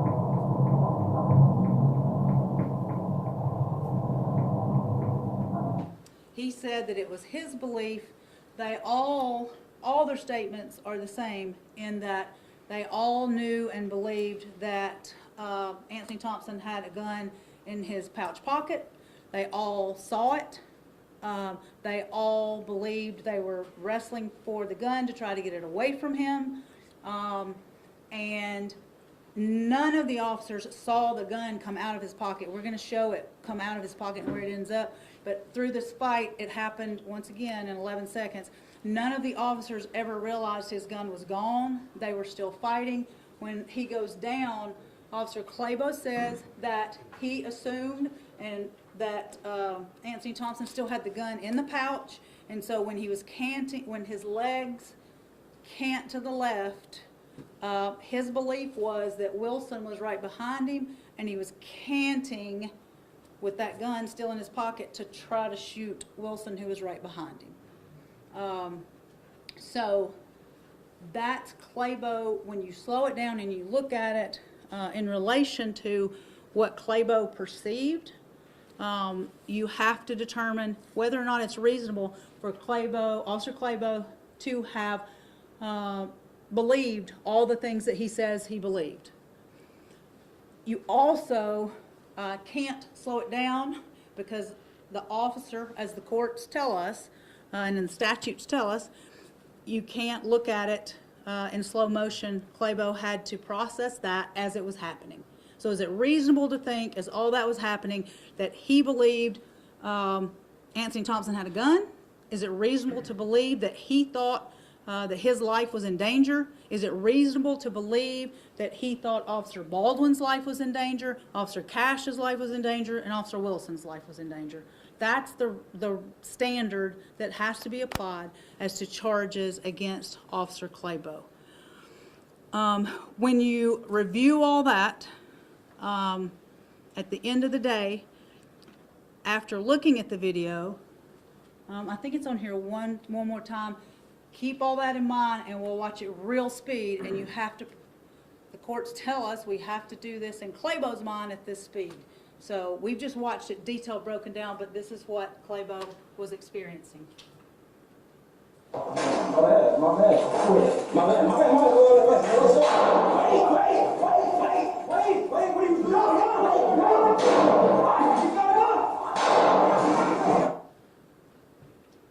Is it reasonable to believe that Officer Claibos was in fear for his life or in fear for the life of anyone else in that room? And is it reasonable to believe, for him to believe, that Anthony Thompson posed a threat of death or serious bodily injury to anybody in that room? And based on the evidence, I believe that it is reasonable for him to believe that Officer Baldwin had been seriously injured by the first shot. I believe it was reasonable for him to believe that all the other officers in the room were potentially in danger, and I believe it was reasonable for him to believe there was potential for him to be shot as well.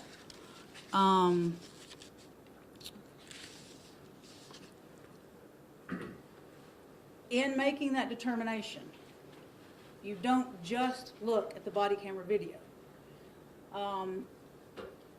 You have to look at the totality of everything. When you look at that video, I believe that it's a strong piece of evidence, but I think you have to put these other pieces of evidence with it to make that final determination. So next slide, please. These are still shots out of that video. Right here, these are the cameras. Remember, 2 of the officers' cameras came off. So these are views from those cameras laying on the floor. One of Claibos' statements was that at one point he looked to his right and saw that Anthony Thompson had the gun pointed straight at his lieutenant, and that's when he shot. And so here is a picture from that body cam footage on the floor that shows the gun in Anthony Thompson's pocket pointed straight at Lieutenant Cash. Okay. Next. This right here is Anthony Thompson's gun in that pocket. This is right when he is shot. The shot from Claibos hits him. At that point, he's canting and turning, and his gun comes out of his pocket into the stall. So all the officers are over here, and so I believe it's reasonable to believe that they determined in their minds that he still had the gun, because the gun falls out back here into the stall. If you'll hit the next one, I think we see it falling. They're all over here, but the gun does come out into the stall again.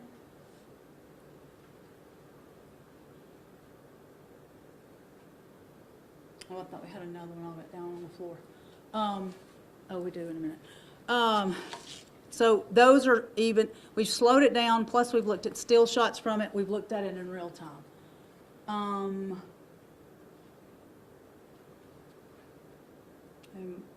And we have another glitch.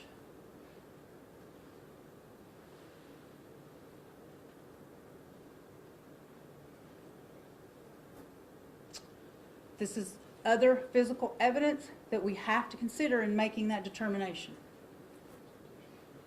Wow, okay. This is the jacket that you'll recognize that Anthony Thompson had on that day. This obviously is the back and front of this jacket. You'll notice that it has a cut all the way up it. The reason it has a cut is because when the school nurse came in and began working on him, she immediately cut it off. So the school nurse cut that off. Can I get that bigger? If we can't.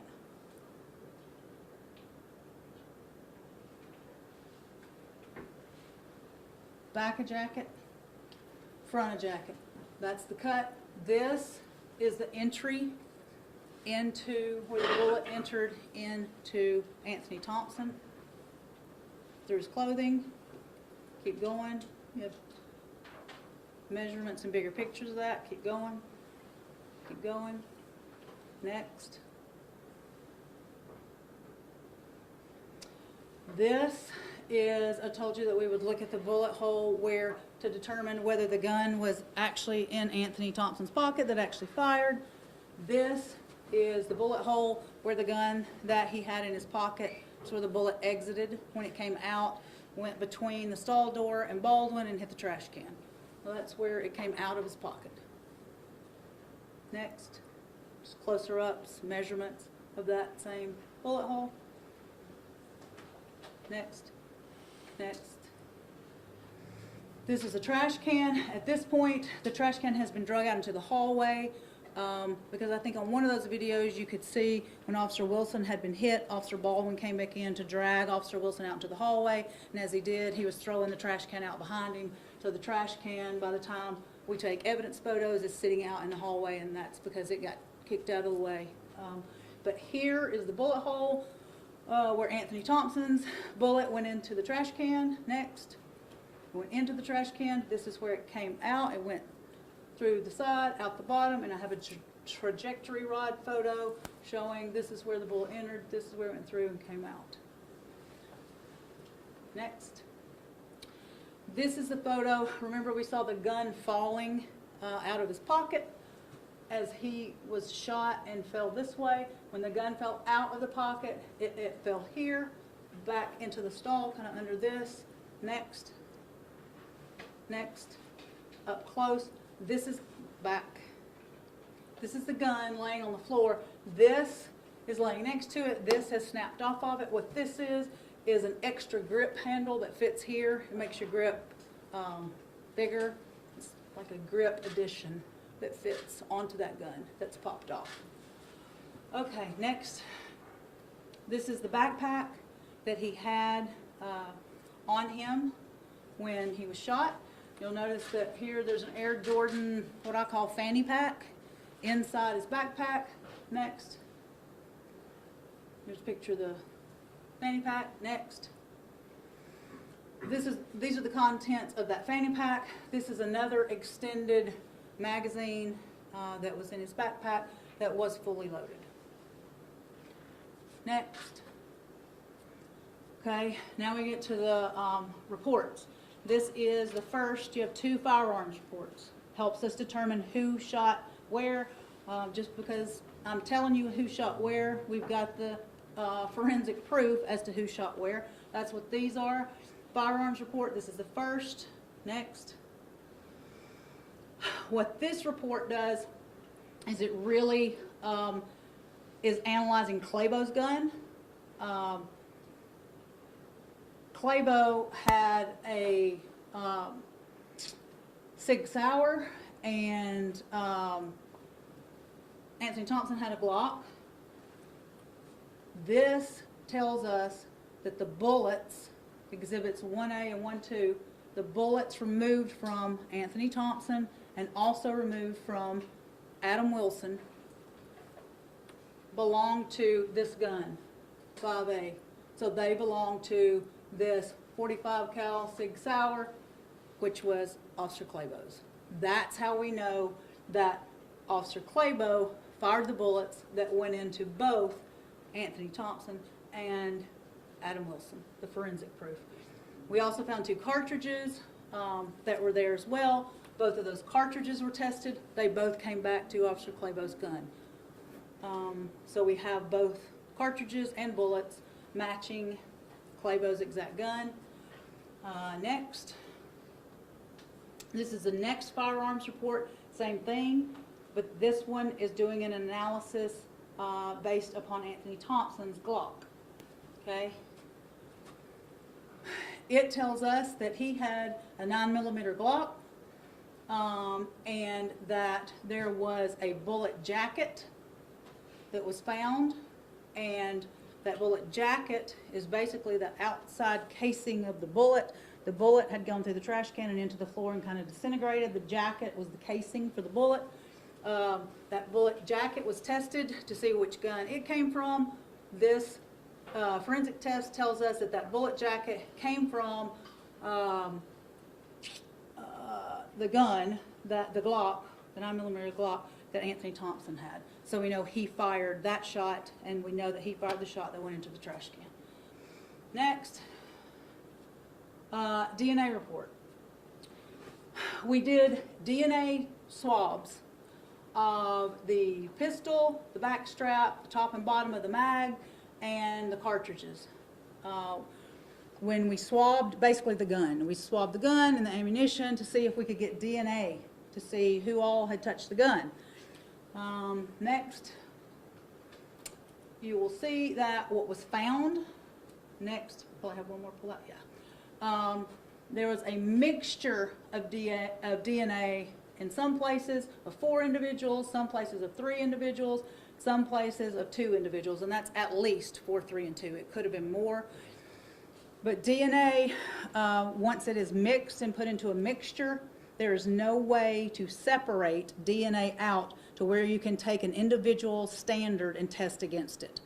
So we know that the gun had, different people had touched the gun. There was a combination of DNA, but we will never be able to take anybody's standard and test it against that mixture because you can't separate the mixture. So basically the DNA test is inconclusive.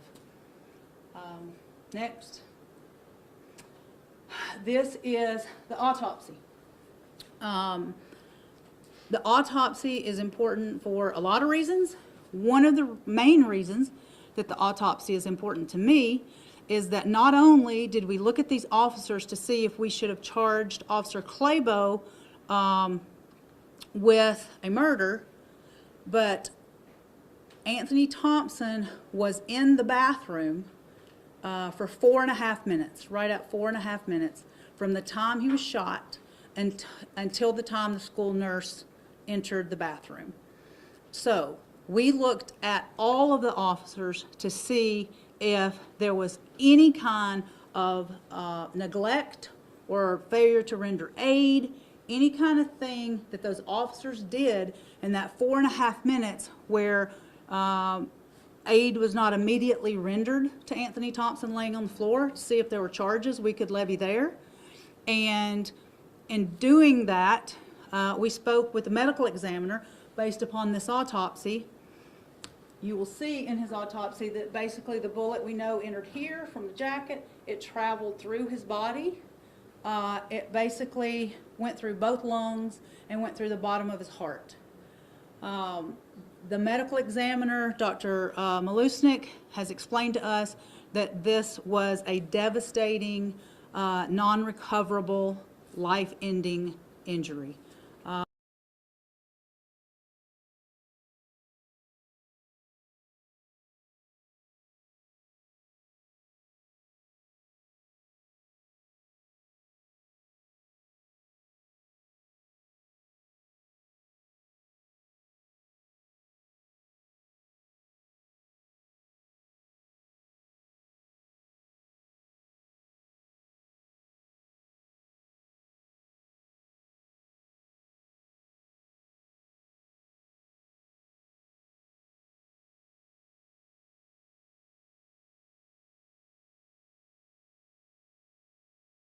properly, but we were not able to do that based upon the devastating nature of the injury itself. Next. Okay, that is everything that we've got. Forensic reports, phone dumps, evidence.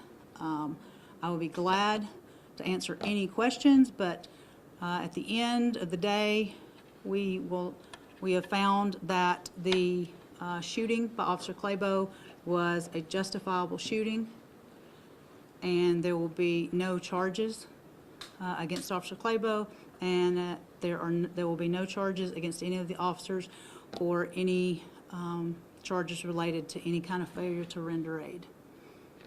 So, I'd be glad to take any questions. He was shot and he still had the gun on his person, correct? When Anthony was shot, he still had the gun on his person. Yes. I mean, it's really fast, but we could make it really slow. Yes. The gun kind of falls out when he's shot, and he's twisting and falling. And are you sure you don't know who was the person who shot the gun, Anthony or the officer? You presume it was Anthony. What is your... That's a very good question. Officer Wilson, you could see where everybody's hands were fighting for that gun, right? Officer Wilson is just to Anthony's right. He is the one pretty much the whole time that had the most to do with Anthony's right hand. And so when we talked to Officer Wilson, in his statement, it was that one of his hands was on Anthony's forearm and that his other hand was on what I would call the wrist and back of the top of his hand, and that he never pulled any further past that, because Officer Wilson said in his statement, he says he has a very clear view of the gun, so much so that he even knew that it was a Glock he was looking at from his position, and he knew that the safety on a Glock is in the trigger.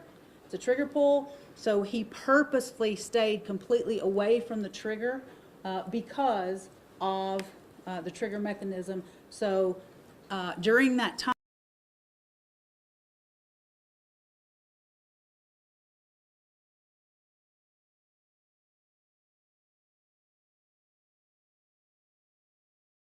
with his finger on the trigger when the gun went off and shot the trash can.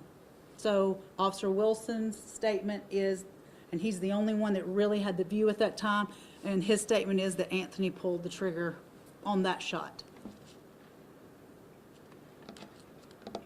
How much time was there between when that bullet fired from Anthony's gun and when Claibos fired his shot? There's 11 seconds total, and it is like 4 seconds, 5 seconds, and 4 seconds between.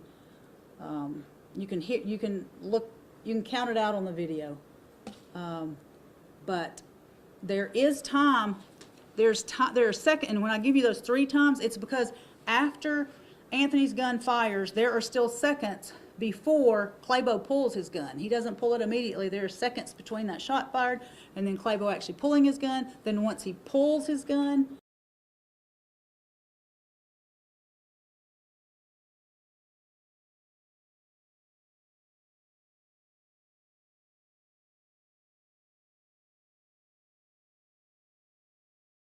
delay before Claibos shoots. But this is all, keep in mind, in 11 seconds. This was very obviously short. What happened during those 4 minutes before the nurse came on? 4 minutes before the nurse came in, you saw about 2 of them, I think. I think that we went past, I think, about 2 minutes, so you're about halfway there. And what you saw in the first 2 minutes is Lieutenant Cash is on Anthony. He is cuffing him. He, in his statement, says he had trouble getting Anthony cuffed. He said in the beginning that Anthony was struggling with him. Officer Baldwin, after he has drug Officer Wilson out into the hallway, comes back in and assists Officer Cash in handcuffing him. Once they get him handcuffed, Officer Cash stays on him even after that for a little bit, still thinking that he has the weapon under him, and Anthony is still moving a little bit. When the nurse comes in to, he still has a pulse. You see the nurse come in, she checks his pulse, he has one. The paramedics come as soon as Officer Cash, Lieutenant Cash, gets off of him. He rolls him over and he sees that he's been shot and there's blood. And I did not want to show it because when he rolls over, there's a lot of blood. You guys, the videos are now, you can go get them from KPD, you can go get them from the mayor, you can go get them from anywhere. I've given you, redacted and given you as much, but there's a lot of blood when he rolls him over. So Cash is on him for 2 minutes, he rolls him over, a lot of blood. Cash immediately begins to call for help, calls for 2 ambulances, somebody calls for the nurse, so it takes 2 minutes, basically 2.5 minutes for the nurse to get into the room. They cut his backpack off. When they realize he's injured, they cut his backpack off and get it off of him to prepare for the nurse. They uncuff him, take his handcuffs off of him. So that's kind of the rundown on the 4 minutes, but it's very bloody, and I just didn't want to release that part. You can, but it's now out there. So no one was called for help until 2 minutes after the show was fired? Soon as Stan Cash is sitting on him, get him cuffed, Baldwin helps him. Once Stan Cash rolls him over and sees that he does have an injury, he calls then. He doesn't call before then. He's sitting on him just like you saw. Is there an explanation? Just to clarify real quick, the officers did not know Mr. Thompson had been hit when they put him on the ground, or No. They did not know he had been shot? They didn't know.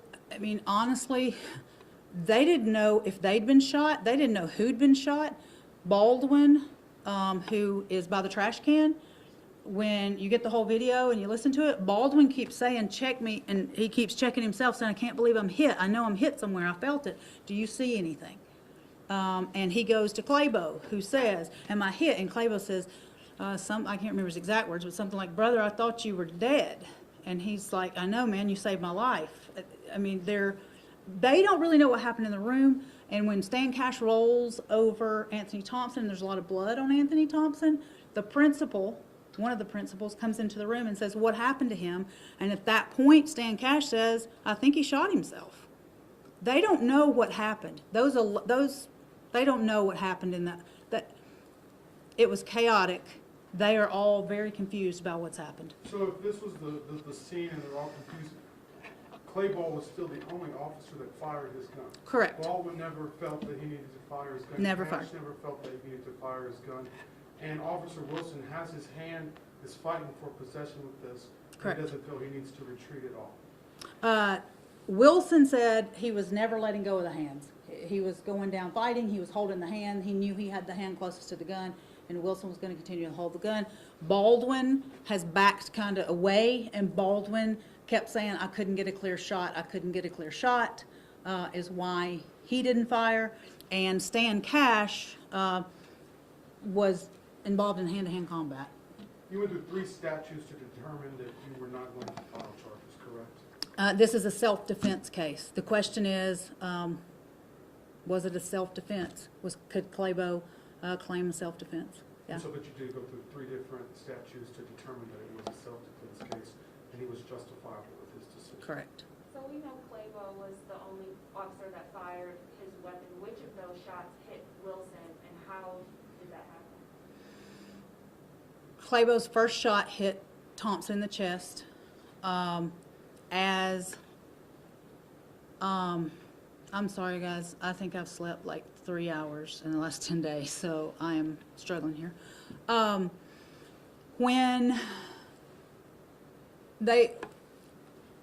Claibos shoots, in Claibos' statement, Claibos says, when he shoots Thompson, that Thompson and Wilson together go down. He describes them as still like fighting. He doesn't even really distinguish between I've hit him and he's falling or he's fighting. So when they go down, he sees Thompson hit the floor. He still assumes, according to his statements, that the gun is with him and that he is still fighting. Wilson goes down behind him. When he can't, Claibos says he's going to shoot Wilson, so that's when he fires, and he is firing at Thompson to keep him from shooting Wilson. But it's happening so fast, Wilson gets his body on top of Thompson before Claibos fires, and Wilson gets shot. In the video you can see he's kind of on him. He gets shot in the back of the leg, hip, thigh area. Claibos says he is aiming at, obviously, Thompson to protect Wilson at the time because of the body cam. I know you explained this before, and we, for transparency reasons, you released the tape. But the families just said that they're upset that you did not wait until after the funeral. Did you consider that? What do you say to the family that now is upset that this video is released a day, hours before his funeral, before he's laid with us? I say that what I say is there was just released, Judge Sword, you guys all filed something with Judge Sword. Judge Sword replied that he was putting out an order today, and I know that the city law director was of the opinion that the tapes should be released once that order cleared them. And I knew that the tapes were coming out, and my goal was to get all the evidence collected, the family talked to, and my preference would have been not to do this today. But I'm under a pressure from you, from politicians, activist groups, and I get it, because you should be able to see the video. I just think the timing, we've got to come up with a better process. We have to come up with a better process for this. That's why I am willing to go and look at every single law that I believe prohibits me, work on those, and come up with a process where you get this stuff. I believe I was in a position that I had to do this really because I stood here 6 days ago and said, I'm promising you that when I get this investigation complete and when I when I give the family the first view, I will come to you. And I spent 4 hours with the family just before coming in here, and I also I got a lot of the evidence last night, got some this morning, interviewed the very last witness at 4 o'clock yesterday. He was interviewed yesterday, and so I felt like in order to keep my word and be true, I had told this community that as soon as those two things were done, I would release, and I did those two things. I have worked for 9 straight days to get in touch with the family, to try to talk to the family. To my knowledge, the family has gone through 2 lawyers. In the beginning, I was working with a local lawyer. I was speaking with that lawyer daily, sometimes 5, 6, 7 times a day, who was representing the family. At some point, the family kind of became fractured as far as representation. Some of them wanted some lawyers, some didn't. So I was very confused as to who the lawyers were. I saw the release come out that Mr. Crump had been retained by the family. I immediately began reaching out to Mr. Crump. I sent him an immediate email. I sent him an immediate phone call, got no reply. Sent him a follow-up email the next day. Started reaching out to local individuals to see if they could give me any contact for Mr. Crump. As a matter of fact, called Gwen McKenzie yesterday and said, can you help me? Is there any way? And she told me that she had a personal connection to Mr. Crump, and she provided me with the paralegal's contact, and I spoke with that paralegal. I can't tell you exactly what time, but it's after the Chauvin verdict came in, because when I called her, I was shocked that she answered the phone, and she was with him at where he was doing his national media. And she walked across, and I actually talked to Mr. Crump last night. He was getting ready to do one of his national interviews, and said, I really would like to talk to this family. So I have tried for 9 days to get a hold of the family. Today is the first day that I have had that. They got local representation. That paralegal called me back last night and at 11 o'clock. And we set up the meeting for this morning, and I asked who local counsel was. I was told, and I made phone calls to local counsel last night at 11 o'clock. So all I can tell you is I have tried to do everything as timely as I possibly could.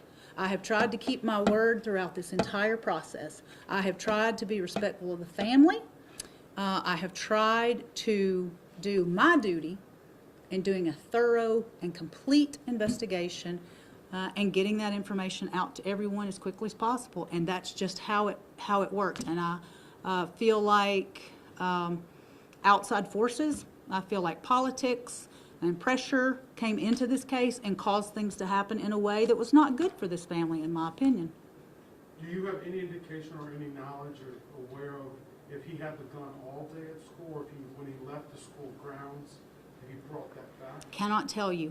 He could have come in school that morning with it. He could have gotten it when he left the school. One of the kids that went in and out of the bathroom, when he was in the bathroom, could have given it to him.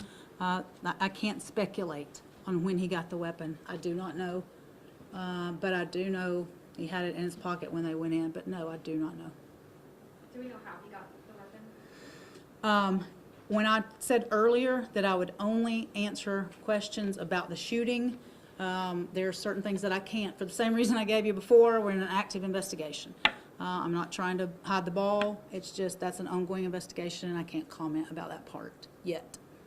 Where does the student that was arrested in the bathroom come into play? Is he free? Was he just arrested with all the chaos of it all? Yes, and he was not arrested. He was just taken. They didn't know whether he was part of what was going on or not. He was taken down to KPD headquarters. He was questioned by TBI, and then he was released. Did any of the officers see any of this footage at any point during their witness statements, either before or during? Yes, it is when TBI does an investigation, it is TBI's policy to let the shoot agency's policy govern as to whether or not officers get to watch their videos. And so KPD's current policy is they watch their videos just prior to their interviews. All four of them watched the video and then gave statements? Yes, per KPD policy. Were they able to watch each other's videos before giving a statement? Only Officer Wilson. And the reason Officer Wilson was allowed to watch another officer's video is because Officer Wilson didn't have a video. And you watched all three of the others? Wilson? No, he only watched one. And that was Claibos? I can't answer that honestly. I can't tell you whose video. I cannot tell you whose video he watched. I don't know. I can find out for you, but I don't know. So today was your first meeting with the family since the shooting happened? Correct. What's your message to this community? You addressed it at the top, how, this is at the end of the fifth Austinese student that has died in less than a 4-month span. Yeah. This is an East Knoxville community, Charme, that is hurting and hurting bad. Sure. And every time they try to heal, another tragedy happens. Sure. From your position, what is your message to them, to this community, to this entire city? I think that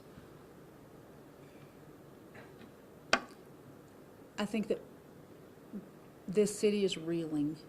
I think that the fact that we've had 5 deaths of high school students means that clearly somewhere something's wrong.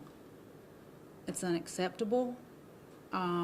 It's my duty to provide for the safety of this community, and it weighs extremely heavily on me. My message is that I am willing to work with the community in any way. I think that it's going to take the community working within itself some. And what I mean by that, to be quite honest, is my belief is there are a lot of young kids in that community that are carrying weapons around. I believe there are way too many guns out there, and I think it's way too commonplace. And I think as long as those guns are out there, we're going to continue to see exactly what we're seeing. I think it's scary, and I'm willing to work tirelessly to do whatever we can, because we cannot keep losing our youth to gun violence. We just can't. It's wrong, and we've got to step up and do something.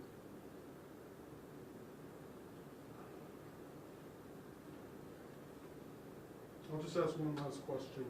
How much of this decision was made when you hear statements from Officer Claibos, such as he was afraid for his life, and he said that he had never felt that fear, that level of fear before in his life? You have to consider fear.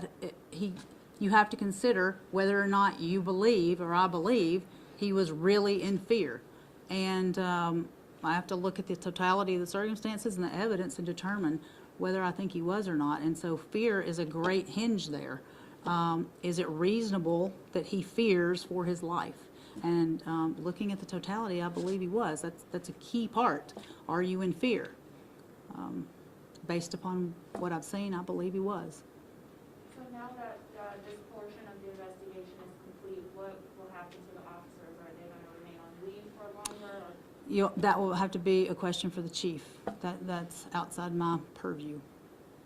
Were the officers all wearing bulletproof vests at the time? Can't answer that. I am assuming, but that's an assumption.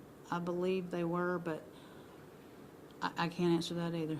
Was there any gunshot residue found on Anthony or anyone? No, no gunshot residue. Tests were done. Everybody's hands were right there at the same time. It's also worth noting that we talked about the casings that were found, the 2 casings that were found after Claibos fired. Also, we tested the bullet jacket and the casing that Anthony fired, and his casing was still in his gun. The casing was not able to eject. You know, when you fire a gun, the casing ejects. His was not able to do that. It was still in the chamber. It didn't stovepipe. It was just still lodged in the chamber because it wasn't able, it was confined and there were hands on it. And he had another clip that was completely full of bullets, Anthony. Yes. Yes.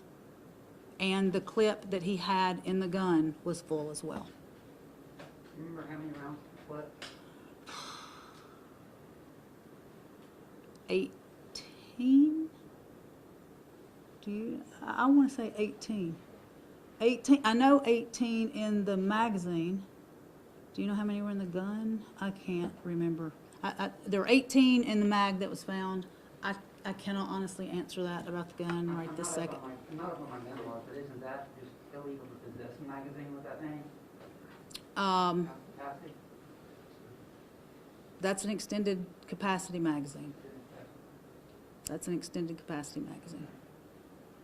Where does this investigation go now? You say it's not wrapped up. What do you do now? What's there still left to do before you close it?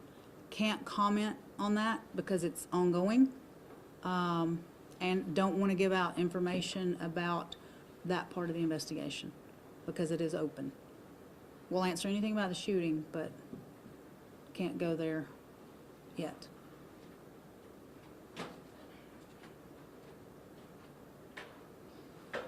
Anything else? How many officer-involved shootings have you personally been involved in? More than I want to be. God, a dozen, at least. Too many. Would you decide to press charges in any of those 12? No.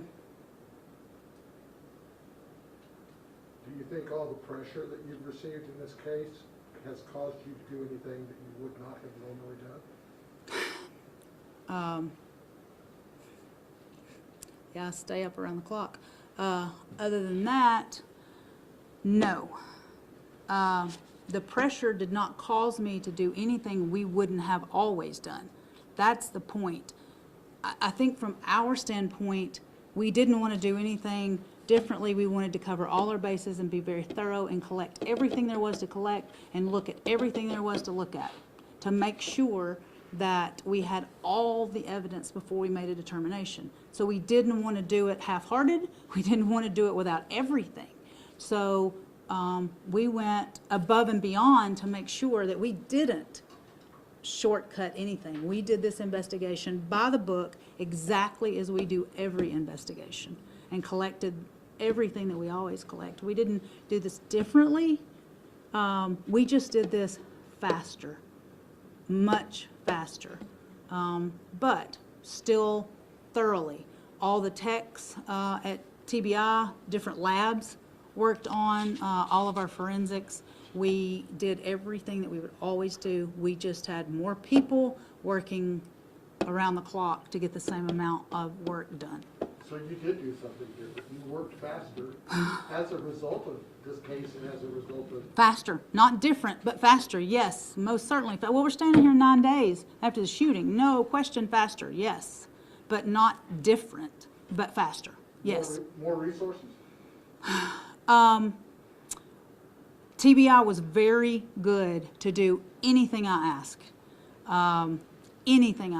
and so I think that yes, TBI brought in extra people to do things that I was asking when they were out of people, because everything I asked them to do, they found somebody to do it.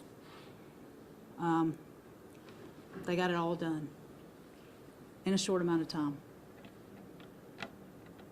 What do you say to the potential unrest that's going to come from the community in this decision?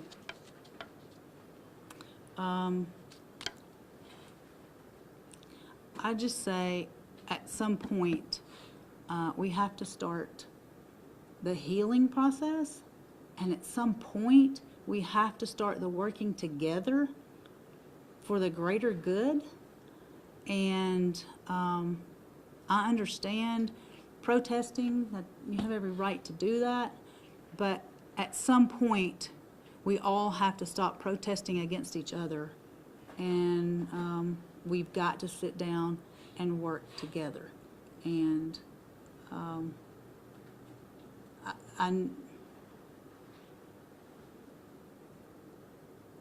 the more we work together, the better off we're going to be, is what I say.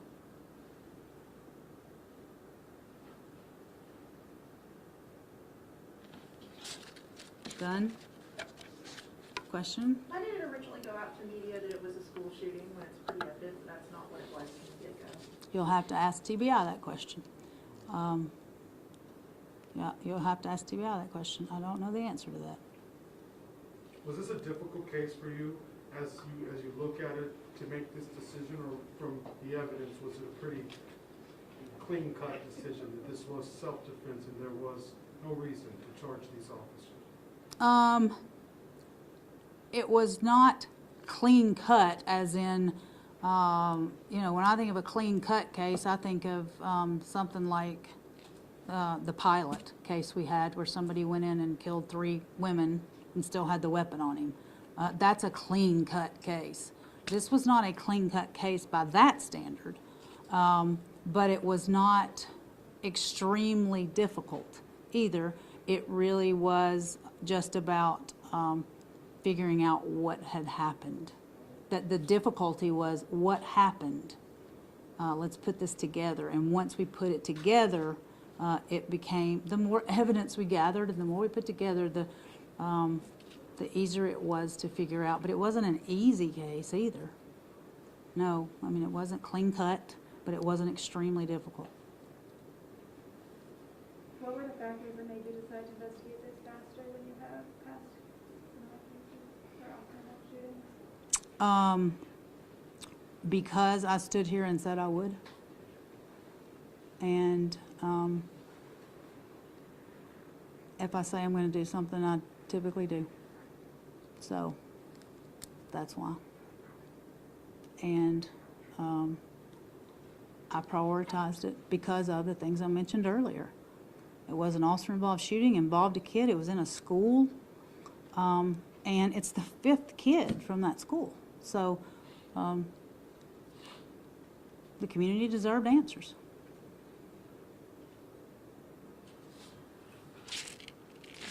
Okay? Thank you all very much. And I think Sean's got your packets. Thank you, Gemma. I've got DVDs with everything that you've seen here today so that you can take it back to the station. is evidence.